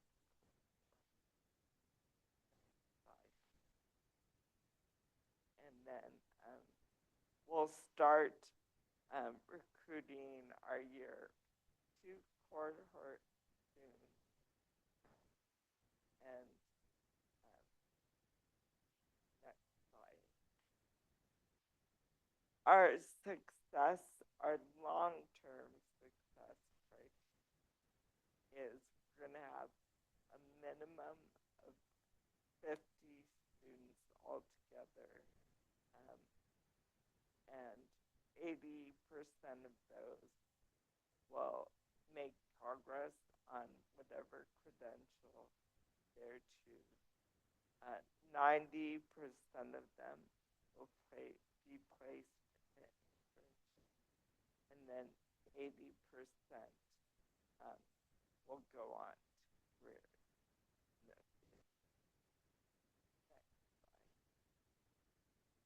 So you might ask, what are our challenges we see? One of our biggest challenges is that GIS is not something that everybody in the industry knows. So often GIS workers are hired for their skills, but they don't have anyone to mentor. And we really want in our program that these workers are mentored. So that's one of the biggest problems that we want to make sure we address. Next slide. So we're working with the Career Development Center to onboard employers to provide internships. And just there are hundreds of potential employers, and these are a breakdown of the different industries they're in.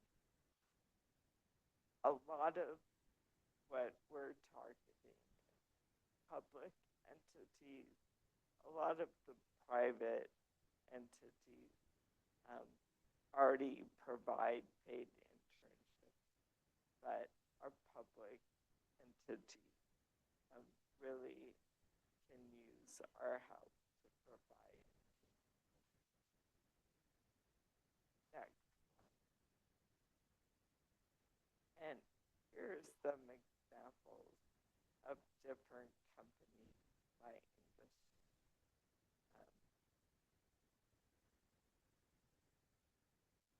I won't read through these, but that gives you an idea of, and many of these companies cross over. we have different employers that have geospatial services, data analytics, modeling, engineering, emergency response, security, forestry is big, and then education as well. So we actually have Elizabeth Simmons here from the Career Development Center, and so they have a whole team that works on reaching out to industry. So they're hoping they help. So thank you very much for having me, and we really want to help not only individuals, but thank you.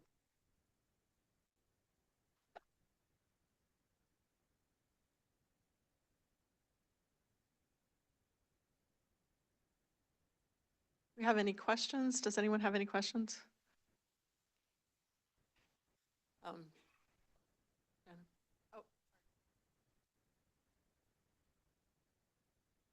Thank you. I work with our GIS team all the time, and I love them.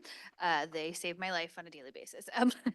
I'm wondering how much you think the awareness about the occupation is leading to low enrollment, especially for populations that are underrepresented generally within this space. So we see that in the energy sector, where it is a lack of awareness that it's even a career pathway, which is why we're not seeing people enroll. Is that what you're thinking? Some of what you're seeing, especially at Blue Mountain, is related to from rural populations, or is it kind of a more systemic issue? That's really good.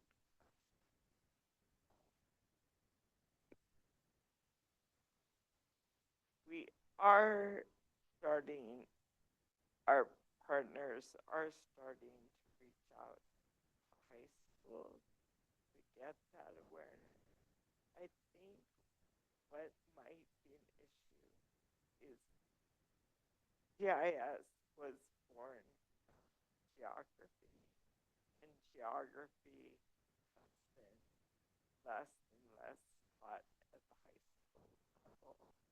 So reaching out to high schools, I think, will be important for them.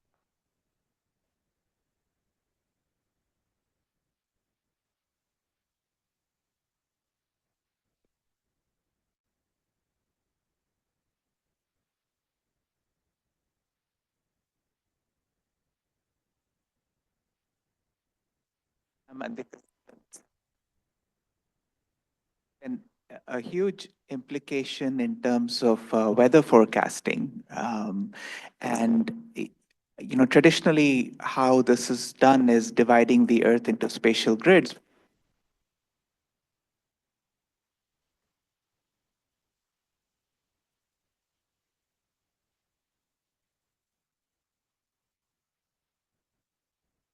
And not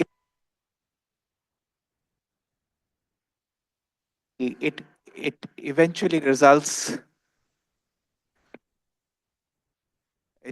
in a probability ensemble, and that's why on our phones, when we look at local weather data, we find that we cannot predict beyond the next week to 10 days. But there are some new diffusion models that bring the spatial resolution down to a kilometer scale.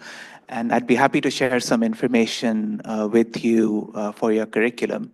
And these are very exciting new technology trends that will help with extreme weather events and predicting them. So I think it'll be useful for your students.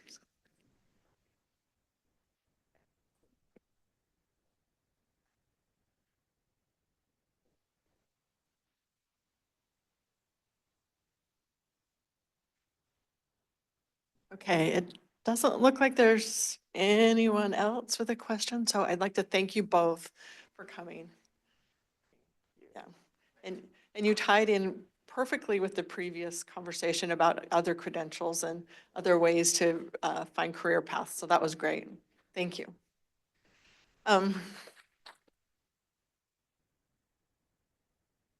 We're a little bit behind schedule, but we're going to squeeze in a legislative update and then we'll break for lunch. So thank you for your patience. I'm sure everyone's ready for a break and for lunch, but we've got Kyle Thomas here on the line. And so, nope. Oh, we don't have Kyle Thomas.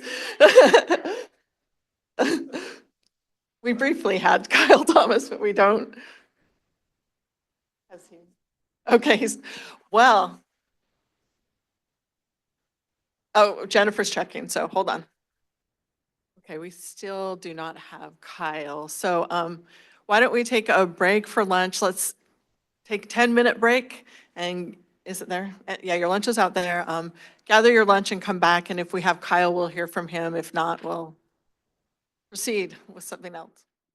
Good morning, everyone. Kyle Thomas, Director of Legislative and Policy Affairs for the Higher Education Coordinating Commission. I'll just talk briefly on two topics, and then I'm really happy to answer any questions folks have on anything.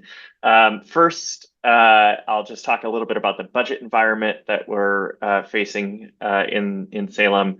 So tomorrow at 8 a.m. is about the closest thing to must-see TV the legislature offers.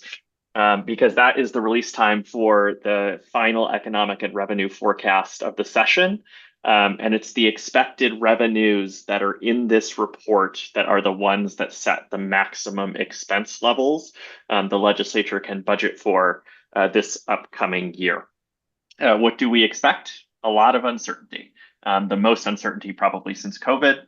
The effect of tariffs on business profits, consumer sentiment, inflation, uncertainty over the federal budget, concerns about failure to spend the federal funds that have been appropriated by Congress, and how that impacts state activity.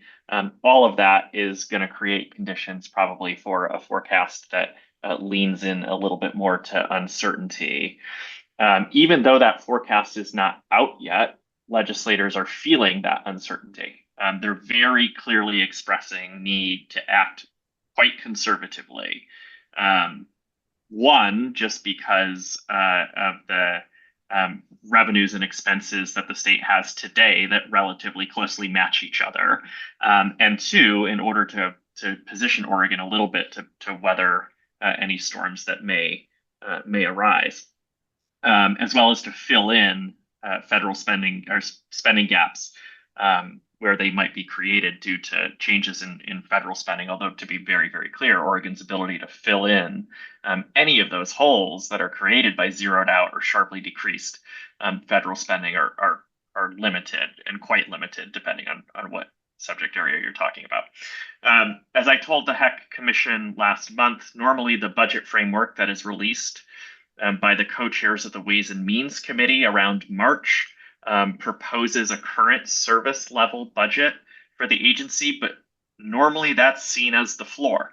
It's seen as sort of a minimum guarantee, and lobbying continues in earnest up to the end of the session and the release of the HEC budget for institutions and workforce entities with ample opportunity to add to specific program areas or to develop new program lines on top of that.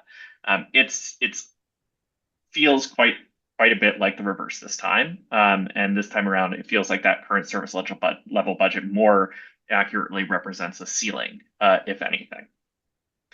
I'll just talk about the one HEC bill that we had introduced relative to Future Ready and workforce generally. That's House Bill 3029. This was our bill to do some language alignment between Future Ready Oregon programs and other WTDB programs and local workforce board initiatives. That bill is not moving forward this legislative session. And the reason for this is that the legal environment around certain equity-oriented language is shifting. And I'm not talking here about general concerns or attitudes related to DEI programming, and we continue to support equity work and initiatives across our entire portfolio with really little concern for most or many of those activities from a legal perspective. But more specifically, the Department of Justice and Legislative Counsel have highlighted some concerns about specific legal language that is in this bill. So as we sit, maybe as a little over as a month from adjournment, given the concerns that have been highlighted by two different legal counsels, we've asked for that bill to be withdrawn so we can have a longer and more inclusive conversation about any language changes that might be necessary, but are limited to responding to the legal concerns that have been raised around these programs. So this was an easy call for us to make. House Bill 3029 did not contain really much language that we viewed as must pass. We viewed it as more lessons learned, some lighter attempts at systems alignment, and we will, if we think it's necessary and prudent, come back in a future legislative session with an altered bill that attempts to accomplish the same things, but is also responsive to legal opinions that exist. That's really it. I'm happy to, we are in a definite wait and see period with the legislature. If you were to be in the building this morning, it feels like they're not in session as folks are waiting for the revenue forecast and the start of the final budgeting period that will kick off tomorrow. I'm happy to answer questions folks have. Does anyone have any questions for Kyle? I don't see any questions. Kyle will tune in for Must See TV at 8 a.m. tomorrow. Sounds like a promise. Okay. Thank you. Thank you for your time and for your patience. Skip, are you ready? So we've had some comments online that this is hard. Some of these mics are hard to hear, so we need to hold them closer to our mouths, I guess, like a pop star. Channel your inner pop star. So let's start. We have this great panel here of partners who are and grantees who are working on apprenticeship and work-based learning for Future Ready Oregon. And I'm going to hand the mic to them and let them introduce themselves. I'll start down here. My name is Jennifer Kavanaugh. I'm with the Oregon Bioscience Association. We're a nonprofit trade association for the bioscience industry in Oregon. And so we do advocacy, professional development, community engagement, and I said workforce economic development also. And in 2023, we got a grant to start an apprenticeship program. And so we started developing that in 2023. So it was just a concept, and we built it from the ground up. We worked through all the requirements of the state and have just finished recruiting our second cohort. And so we're finding and revising and learning, but you know, we're starting to see the payoff. So really happy with the results so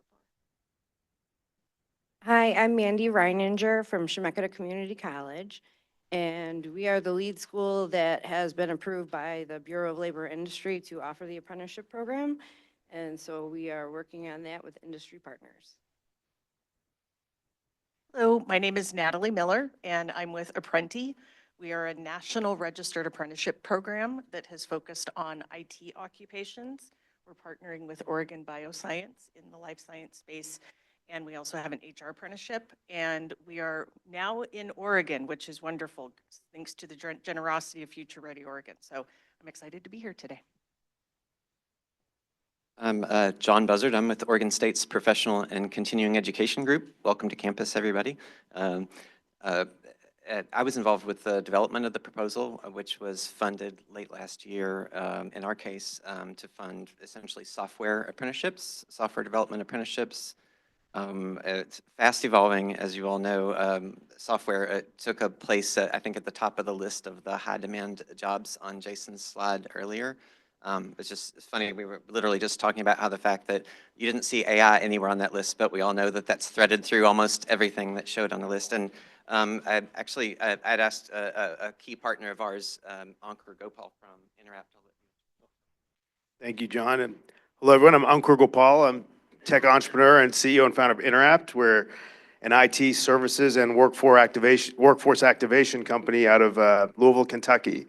The reason I'm here, we have a partnership with Oregon State University on sort of building sort of non-traditional pathways for individuals into multiple careers, and most of them on that list, data science, software engineering, et cetera, et cetera. But we've actually built a pretty powerful solution and pathway for employers, as well as communities, to help create jobs of the future in partnership with universities, community organizations, and tech consortiums like yourselves. So I'm very excited to be here and share a little bit of what we've been able to do in over 40 states now and over 3,000 people. So thank you.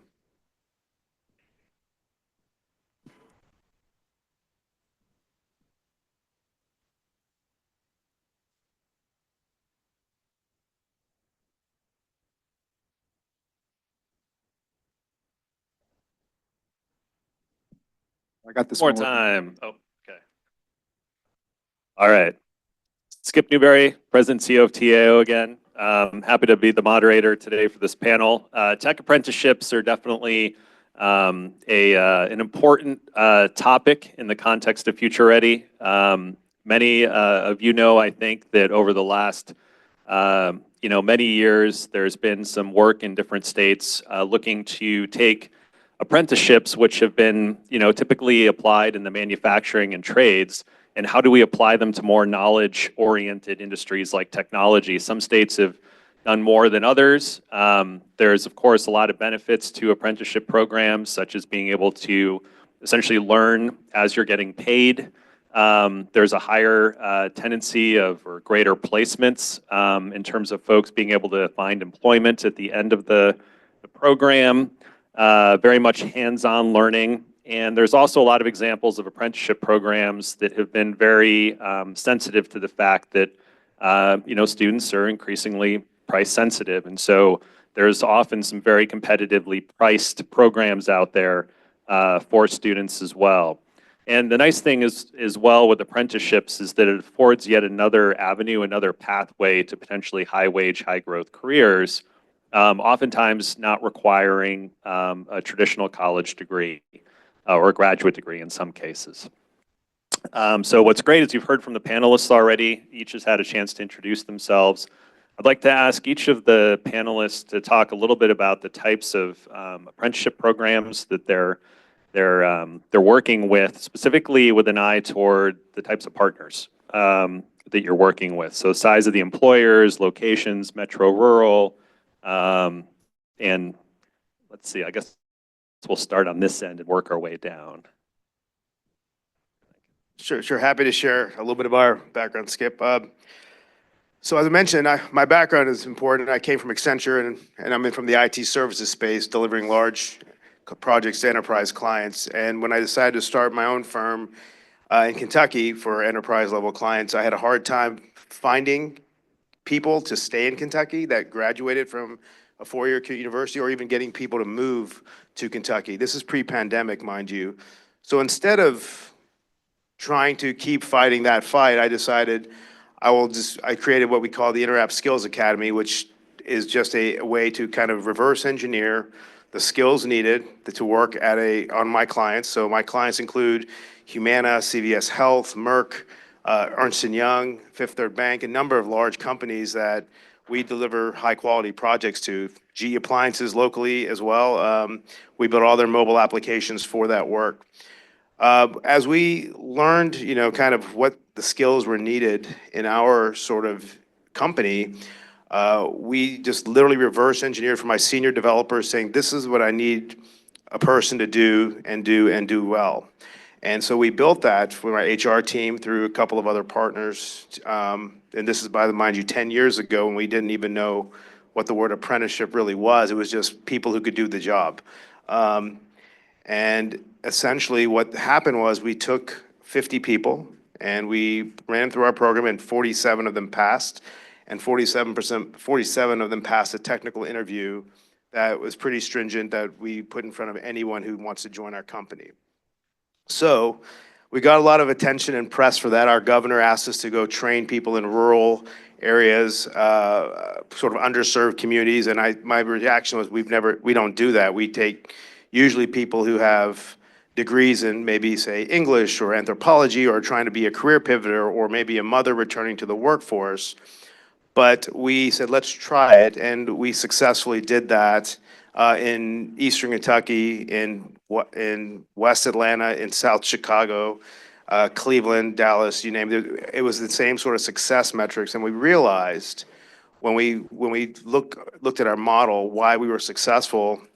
We realized that when we are kind of assessing for a role, let's say that a company says we need 25 data scientists or data analysts, we would make sure that the technology we were training in was the tech stack that was inside the company, that it was the exact use cases and the business cases that they'd be coming across, and we essentially made sure that they were ready for employment. A lot of people mistake us for a training company. We're not we don't train. We partner with Oregon State to train, or other vendors and other universities. I will say that we can do is we can manage the success rate of sort of entry-level workers better than I've seen anyone else, and that's where my customers, such as Humana and CVS Health, they called me and said, hey, you keep delivering great work to us with non-traditional students.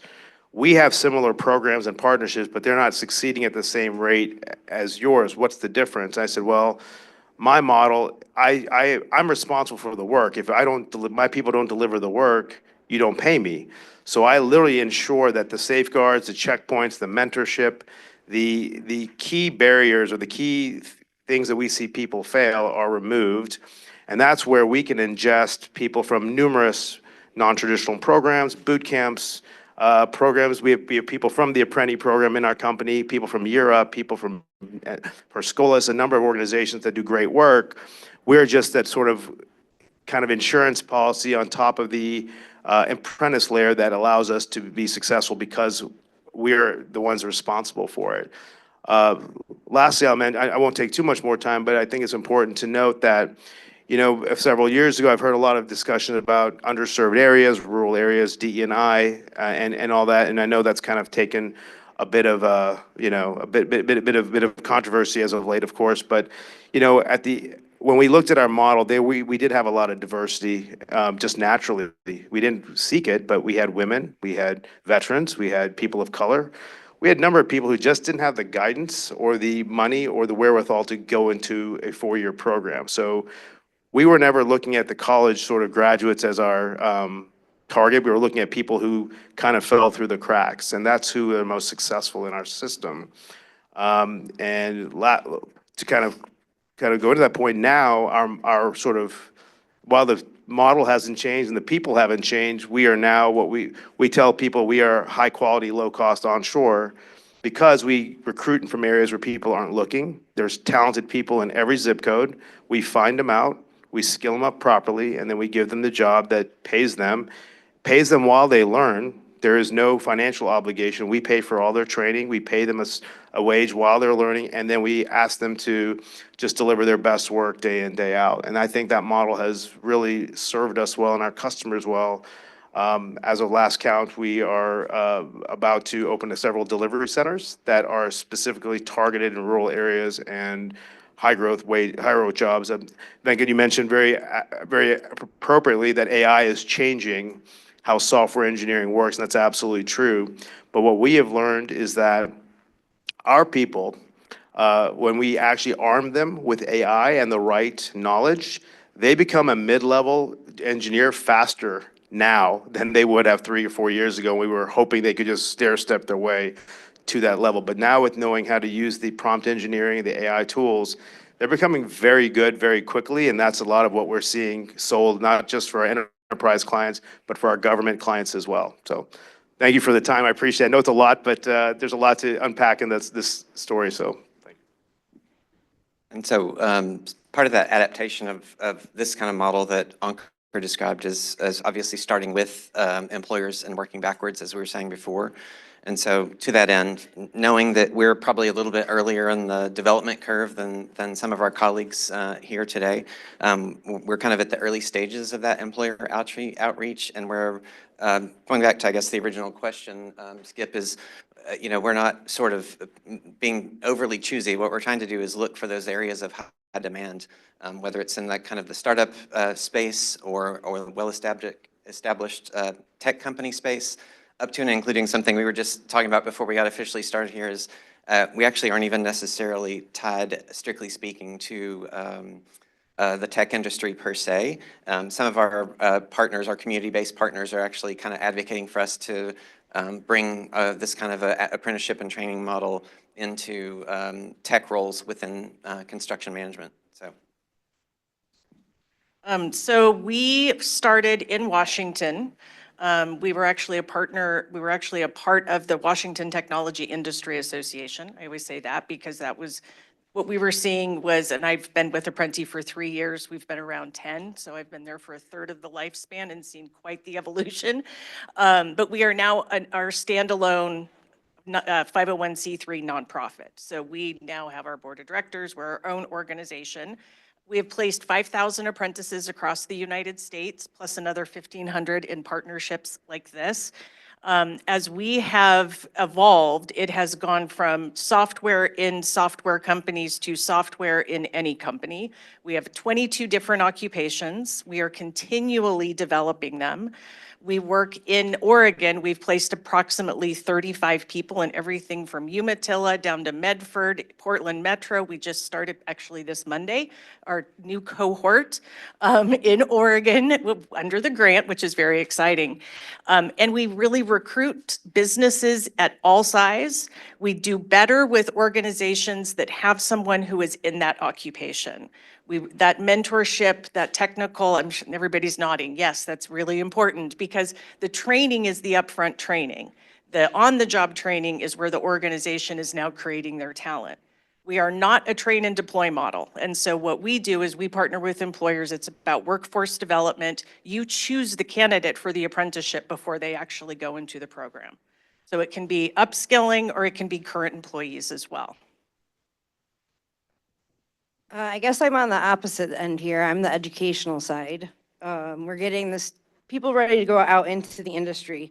And being at Chemeketa, we're in a tri-county area. So we're servicing Marion County, Polk County, and Yamhill. We go from government agencies all the way down to community partnerships. And the big thing that I would say Chemeketa has been really good at is I feel that the state of Oregon itself in the community college realm is ready for this apprenticeship program. We have worked very hard with our partnering community colleges, especially Mount Hood and PCC. Our curriculum is all matched up together, and so students are getting pretty much the same product no matter what community college they go to in the state. And I think that's very important for employers. The other thing that Chemeketa has is our program has an advisory committee, and it's made up by people from state agencies, Salem Health, public school districts, and they're telling us the curriculum that they want us to teach in the apprenticeship program. And so through Future Ready Oregon, with this apprenticeship program, we're going to be able to offer free educational classes. So we've kind of termed this earn as you learn for this apprenticeship program because the students are going to be out learning, or they're going to be out earning during the day and learning in the evening. And so through, again, the community colleges and the tri-county area, we're reaching all different sectors, and we're really excited about this opportunity. Yeah, so our program, we work with two employer partners right now. Genentech in Hillsborough, they have about 600 employees, and Twist in Wilsonville, and they have about 400 employees. But we have worked with a dozen other companies around the state. They have served on our advisory committee and our apprenticeship committee, and so they've been involved but have not yet had the opportunity to take an apprentice. So, you know, we're hoping to grow as we go on. And how our apprenticeship works is we begin with a 2-week readiness training. So Oregon Bio does the outreach, it does the recruitment. We vet each candidate, they go through interviews with us, they take basic skills tests, then they, our top candidates go to the employers, and then they select the person who's the best fit for their culture. And so, you know, we take a lot of work off the employer's plate And then the employer, so they do 2 weeks of readiness training, kind of a boot camp style, and it knocks off about half of the related technical instruction that they're required to do. And then after that, they start their on-the-job training, and then they still have some classes that they go through after that. Thank you. And Natalie, I was wondering if, from the perspective of Apprenti, what are some of the best practices that you found work well for essentially partnering with community-based organizations or educational institutions?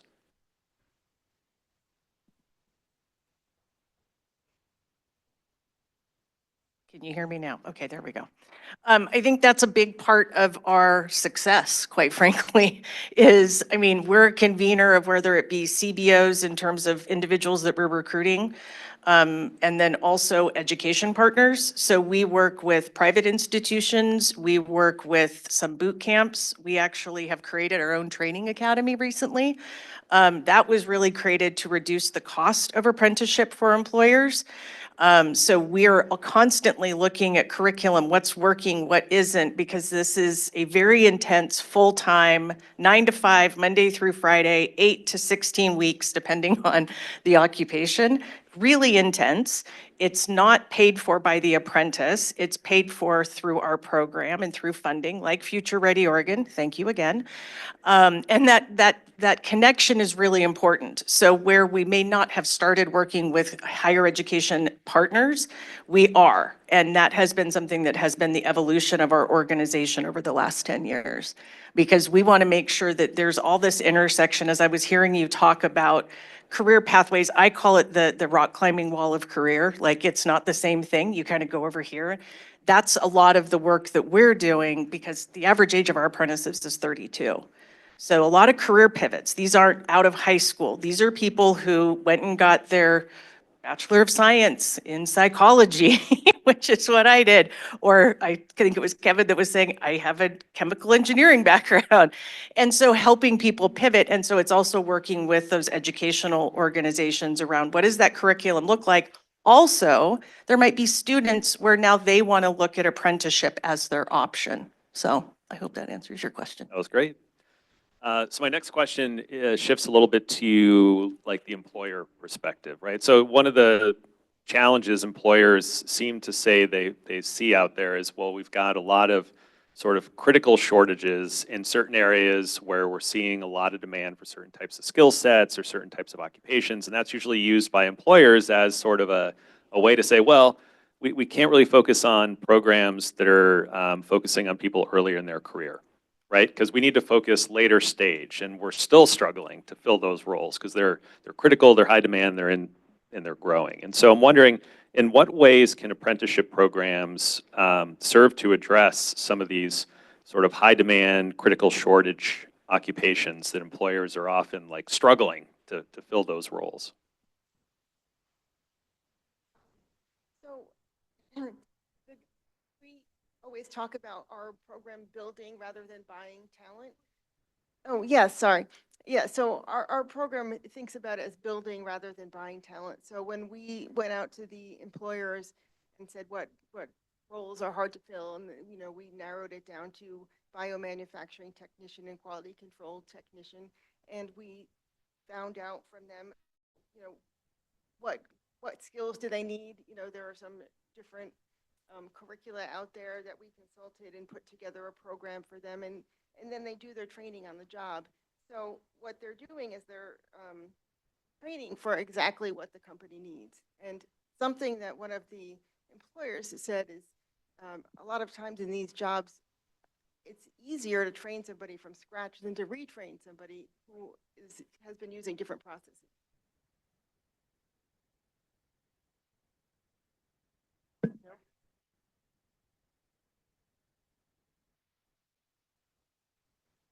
I can add a little more. I mean, our model was built out of immediate necessity. I was turning away work because I didn't have people to do the work. And as an entrepreneur, that's the worst feeling ever. So what we did was we got creative and very entrepreneurially. We built this pathway where we took 3 months training program done by a partner. And then for the 12 months that they were on my delivery teams, I we created what we call a pod structure. So think of, instead of me deploying 5 senior engineers on a project, I'm deploying 2 seniors, 2 mids, and 8 juniors that are being coached and mentored. Now, in the software world, we track velocity. So how fast are you delivering the work? And when you have large enterprise clients like we do, they're typically methodical, a little slower. So I learned that we track our velocity, that we were 50% faster than our clients when I had senior developers on the jobs. When I augmented it with senior, mid, and junior, i.e. apprentices, we were 27% faster than our clients. So our clients didn't know the difference. They did know that there was more people. They did know that there were more questions and a little bit of, but they saw behind the curtain. We encouraged them to work with us, and that was a really fantastic relationship, which caused them to say, hey, this model works. This senior mid apprentice model works. We can't do it in our own organization because we're busy with 50 other things, but if you can do it with us, we will up the amount of apprentices we're taking from 25 to 250 if you can provide that sort of scale. And now, because we've kind of discovered penicillin as this way, we've been able to convince large enterprise clients that typically wouldn't look at this model, that it does work, it is impactful, it is creating jobs for people who need it the most, and it's economically viable. So we've seen and been able to convince slowly but surely our clients that this works. If I could just add to that, Skip, I think part of what Ankur is speaking to is, I think, some of the points about alternative pathways that you all discussed earlier today is there may be employers that already kind of buy into that idea that there's an alternative pathway to employment, but then others may need to see that proof of concept or have that confidence built over time. And I think that's what one of the things our project is centered on. I think I would plus one with what everybody said. And I think when there's those high demand, hard to fill jobs, I always say, let's start there with a pilot, because that tends to be the place where an organization says, okay, show me what you can really do. And I think we're a nonprofit, but it's all about educating people about what registered apprenticeship really is. We're a DOL intermediary. I probably should have said that too. And so our job is evangelizing registered apprenticeship, regardless of the occupation, regardless of the industry. And so from that standpoint, once an organization sees the proof of concept, then they're like, okay, bring it on, let's scale. We have an employer that had 12 software developers 2 years ago. Their current cohort is going to be 60.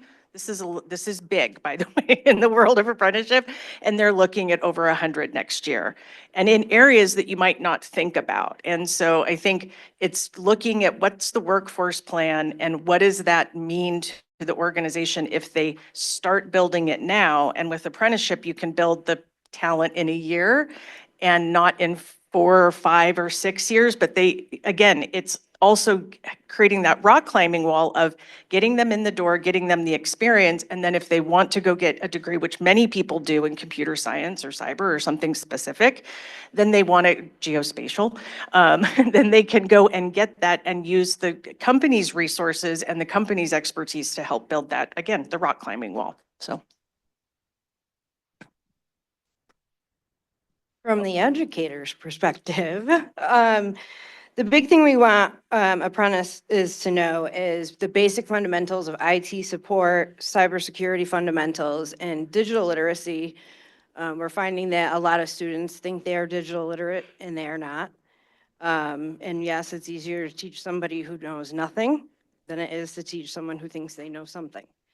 But we've had a very positive experience with our employers and working with them and developing the curriculum in terms of getting the apprentice into the workforce. Thank you. We've talked a lot among this group over the last couple of years about the dynamism in the workforce and its increase due to new disruptive technologies, right? So there's potential for disruption of existing incumbent workers. And I'm wondering if the panelists could speak a little bit to where do you see opportunities for apprenticeship programs to work with essentially reskilling and upskilling of existing employees, and what ways might that be a little bit different in terms of the considerations from, say, someone coming straight out of high school? Okay, I'll take that question. you know, at first you look at this and you think, oh, a lot of companies were pushing, we want these young kids right out of high school because they don't know anything. And what we're finding is that their soft skills are not there. And so a lot of what we're doing is retraining, upskilling, you know, pivoting on that rock climbing wall. We see a lot of people, I would say mid-30s, that come in for a career change, and they realize they can't just go to school, they can't afford it. They need to earn while they're learning, and this is a great opportunity for them. And speaking from the state side of it, just so everyone knows, if you're not aware, computer information systems and cybersecurity in the state of Oregon, although it's not a statewide degree program, all the colleges work very closely together with the Oregon Council of Computing Chairs in regards to curriculum. And the way this program is set up is so that students are earning while they're learning. They will get a certificate of completion. And doing that, they can also get industry certification exams. So not only are they getting free classes through Future Ready Oregon, they can also complete industry like Microsoft CompTIA certification exams, which are multiple hundreds of dollars, and they're doing it for free through vouchers that we're getting through another grant through Mount Hood Community College. And so the partnerships with the community colleges in the state is huge. We couldn't be doing what we're doing in cybersecurity and computer information systems without these great, strong bonds that we have. And so being able to educate people while they can still be with their family, still be working, still be learning is huge. It's the growth of middle America, you know, it's middle-class America at its finest. I think I'll kind of take two different ways of this, which is changing technology. It happens all of the time. Yes, we get it's Captain Obvious. So our standards that we create, so Apprenti is the sponsor of our programs, but then also we create standards for employers and they sponsor their programs and we help with the backbone of that. We look at our standards every year. We just did this to look at what is industry asking for, what competencies, the soft skills, the power skills, whatever we want to call those. Every organization calls them something else. What are the things that are needed for a cybersecurity analyst, a data analyst, an IT support professional? What are the technical skills, and what does that look like? So real time, we're looking at how are we building, there's like a prompt engineer apprenticeship out there. How are we building this into our work? To your point, I can't remember who mentioned it, of how much software is being developed using AI. And so what does that look like? And how are we creating that? Now, an organization could come to us and say, we want to create something very special to our organization, and we would do that too. And so that's where we also then are going to education partners that we work with and saying, okay, how do we create this to really meet the needs of the organization? And that can be for the internal people so that they're developing those skills in real time.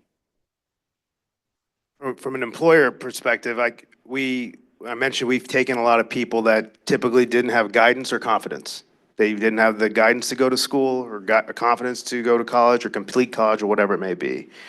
So when they come into our apprenticeship pathway, we are helping guide them along the way, and I think that's where the success kind of permeates. And for give you a real world example, our folks, when we tell them, hey, here, they say when they want to raise, we say if you can read these credentials, if you can learn the prompt engineering, if you can learn, communication skills or whatever that is provided by our community college and our university partners, if you hit these milestones, that's what's going to cause you to get your bump in pay. Those sort of things, along with your rating from your immediate supervisor, those are things that will contribute to an increase in pay. So we built a very practical pathway to stair step. You mentioned rock climbing. It's a great analogy. It's the same thing. But we've been able to do that inside of our organization to where it's extremely effective. So if you want, and we listen to our clients, we know that our clients are going to be implementing $300 million worth of new software in the next 18 months in their organization, we're going to make sure that our folks know it. On the upskilling side, we've actually come in and turned into a partner to help train existing employees on the same sort of way. They don't jump into our apprenticeship program because they have been at the company for 3 to 5 years, but we are providing that training for them in sort of hourly bites every so often, every couple of days that we've been able to work with our clients. So the main thing I think I'm hearing from all these great solutions is that being intentional about what the outcome needs to be, which is I need a qualified worker that can do the job, does not slow us down, and can add value, and do it at a price that makes sense. So the unit economics do work in this sort of methodology that we've come out with. That's where these organizations such as all of us are able to deliver, but getting them to be successful into the enterprise, into the organization is another layer, which is where I think our company has done, provided a sort of a bridge, if you will. A lot of great companies, wonderful places to work, don't typically have an apprenticeship pathway that yields the results that an intentional one does, and that's what we do. So just to give you a few more data points, our 4-year retention rate is 86%. Our completion rate is 98%. And our average wage before our program is under $16,000. And in 3 months, they're making 45 to 55. In over 18 months, some of them are close to 6 figures. So just to give you an idea of the trajectory that individuals can do. Now that 6 figures in 18 months is 26% of our apprentices. But that's someone who goes from apprentice to junior to mid relatively quickly. So just to give you some perspective on the type of pathway that does exist to get to those high net worth jobs, it is a stair-step process, but it's doable. Wondering for the panelists, so we have time for one more question, and in what ways do you think this consortium can be helpful in getting more tech apprenticeships deployed, funded here in Oregon? I'll start. I think it's the rock climbing wall. I mean, I think that's what it's about. It's about creating and looking at pathways of where there's intersection among all of the work that we're doing. And I think it's recognizing that organizations, companies that we work with, it could be state governments, healthcare, big tech giants, small tech giants, startup. I mean, every organization that I work with we are not replacing new college graduates. We are a secondary pathway, an on-ramp. And because of the work that we do with the populations that we serve, women, people of color, veterans, and people with disabilities, I think organizations see this as a great way to create a pathway into the organization that then can create a career for that individual in IT. And so I think it's recognizing that there's an ecosystem that supports these organizations in creating their workforce and finding ways that we can collaborate. So I think that would be my answer. From the educational perspective, this is starting off, the students are going to work, they're getting an education, and it doesn't have to end there just at the apprenticeship. Students can continue on to get a bachelor's, or I should say, an associate's degree. The nice thing is in the state of Oregon, you can go get a bachelor's degree at Mount Hood Community College for a very affordable price. And just to put it out there, Mount Hood is a center of academic excellence, the federal government. And some of the other community colleges working with them are. And so we haven't just ended it at the apprenticeship. Students can continue on to get degrees and continue to move forward. I guess what I would just add is to your question about what the consortium could do. Right now, I think that awareness, maybe with, and I don't know, Natalie, you would agree with this, is maybe building out that employer understanding that this is a valid pathway. I think that may be kind of one of the biggest challenge for us, even kind of right out of the gate. And again, we're relatively new to this relative to some of the other folks on this panel, but just those conversations that we're sort of having employer by employer, it's kind of a longer, requires a longer runway, if we put it that way, because I think if there's a little bit more buy-in and understanding and endorsement of the viability of this apprenticeship pathway as opposed to, let's say, a 4-year degree, I think that could really tip the scales and kind of help us accelerate this kind of work and to the point where we're not necessarily having to introduce the subject. And just to put a bug in everybody's ear, if you haven't looked, apprenticeships in some other states, particularly Colorado, in technology and some other fields, including things like finance, Colorado's kind of a little bit ahead of the curve there. So that's a state that we've had our eye on for a while.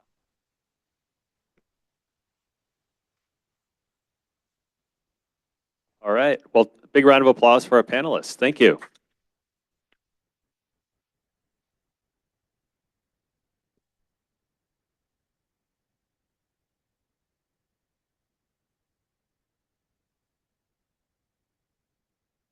Our discussion led perfectly, like unplanned, into this panel and our earlier presenters about alternative pathways that don't require a degree. So thank you all for being here and sharing information. So we are at time. I want to talk about next steps. So we have our Q3 meeting on July 24th in Pendleton, Oregon. It's going to be awesome. It's going to be fun to go someplace completely different. We'll have more information about that. We've started planning it, but we'll have more information for you soon. But mark that on your calendars. And if you haven't been to Pendleton, it's a good time, right? What else? So we're going to continue to work on the occupation data, as we've talked about. I'm more than happy to have conversations with anyone in this room who wants to share feedback about what we're doing, has suggestions. Please reach out to me, and then I'll try to do a better job before our next meeting in getting some buy-in so that maybe this goes a little bit more smoothly or quickly. Not saying that it didn't, but like, you get what I mean. Okay, next point. We'll approve the final occupational profiles hopefully after the next meeting in July. So we'll go back and revise them. We'll take your input. We'll draft new ones, and hopefully we can approve those in July. That's the goal. And then we'll have more about this partnership, the memorandum of understanding. Yeah, as we get closer. So. Thank you all for being here today, and for those of you interested, we're walking over to the robotics lab now. You have a map. We have a few minutes to get there. We have until 1 to get there, so if you're finishing up your lunch or want to talk to one of the panelists, you have an opportunity to do that, and then we're meeting at 1. Thank you.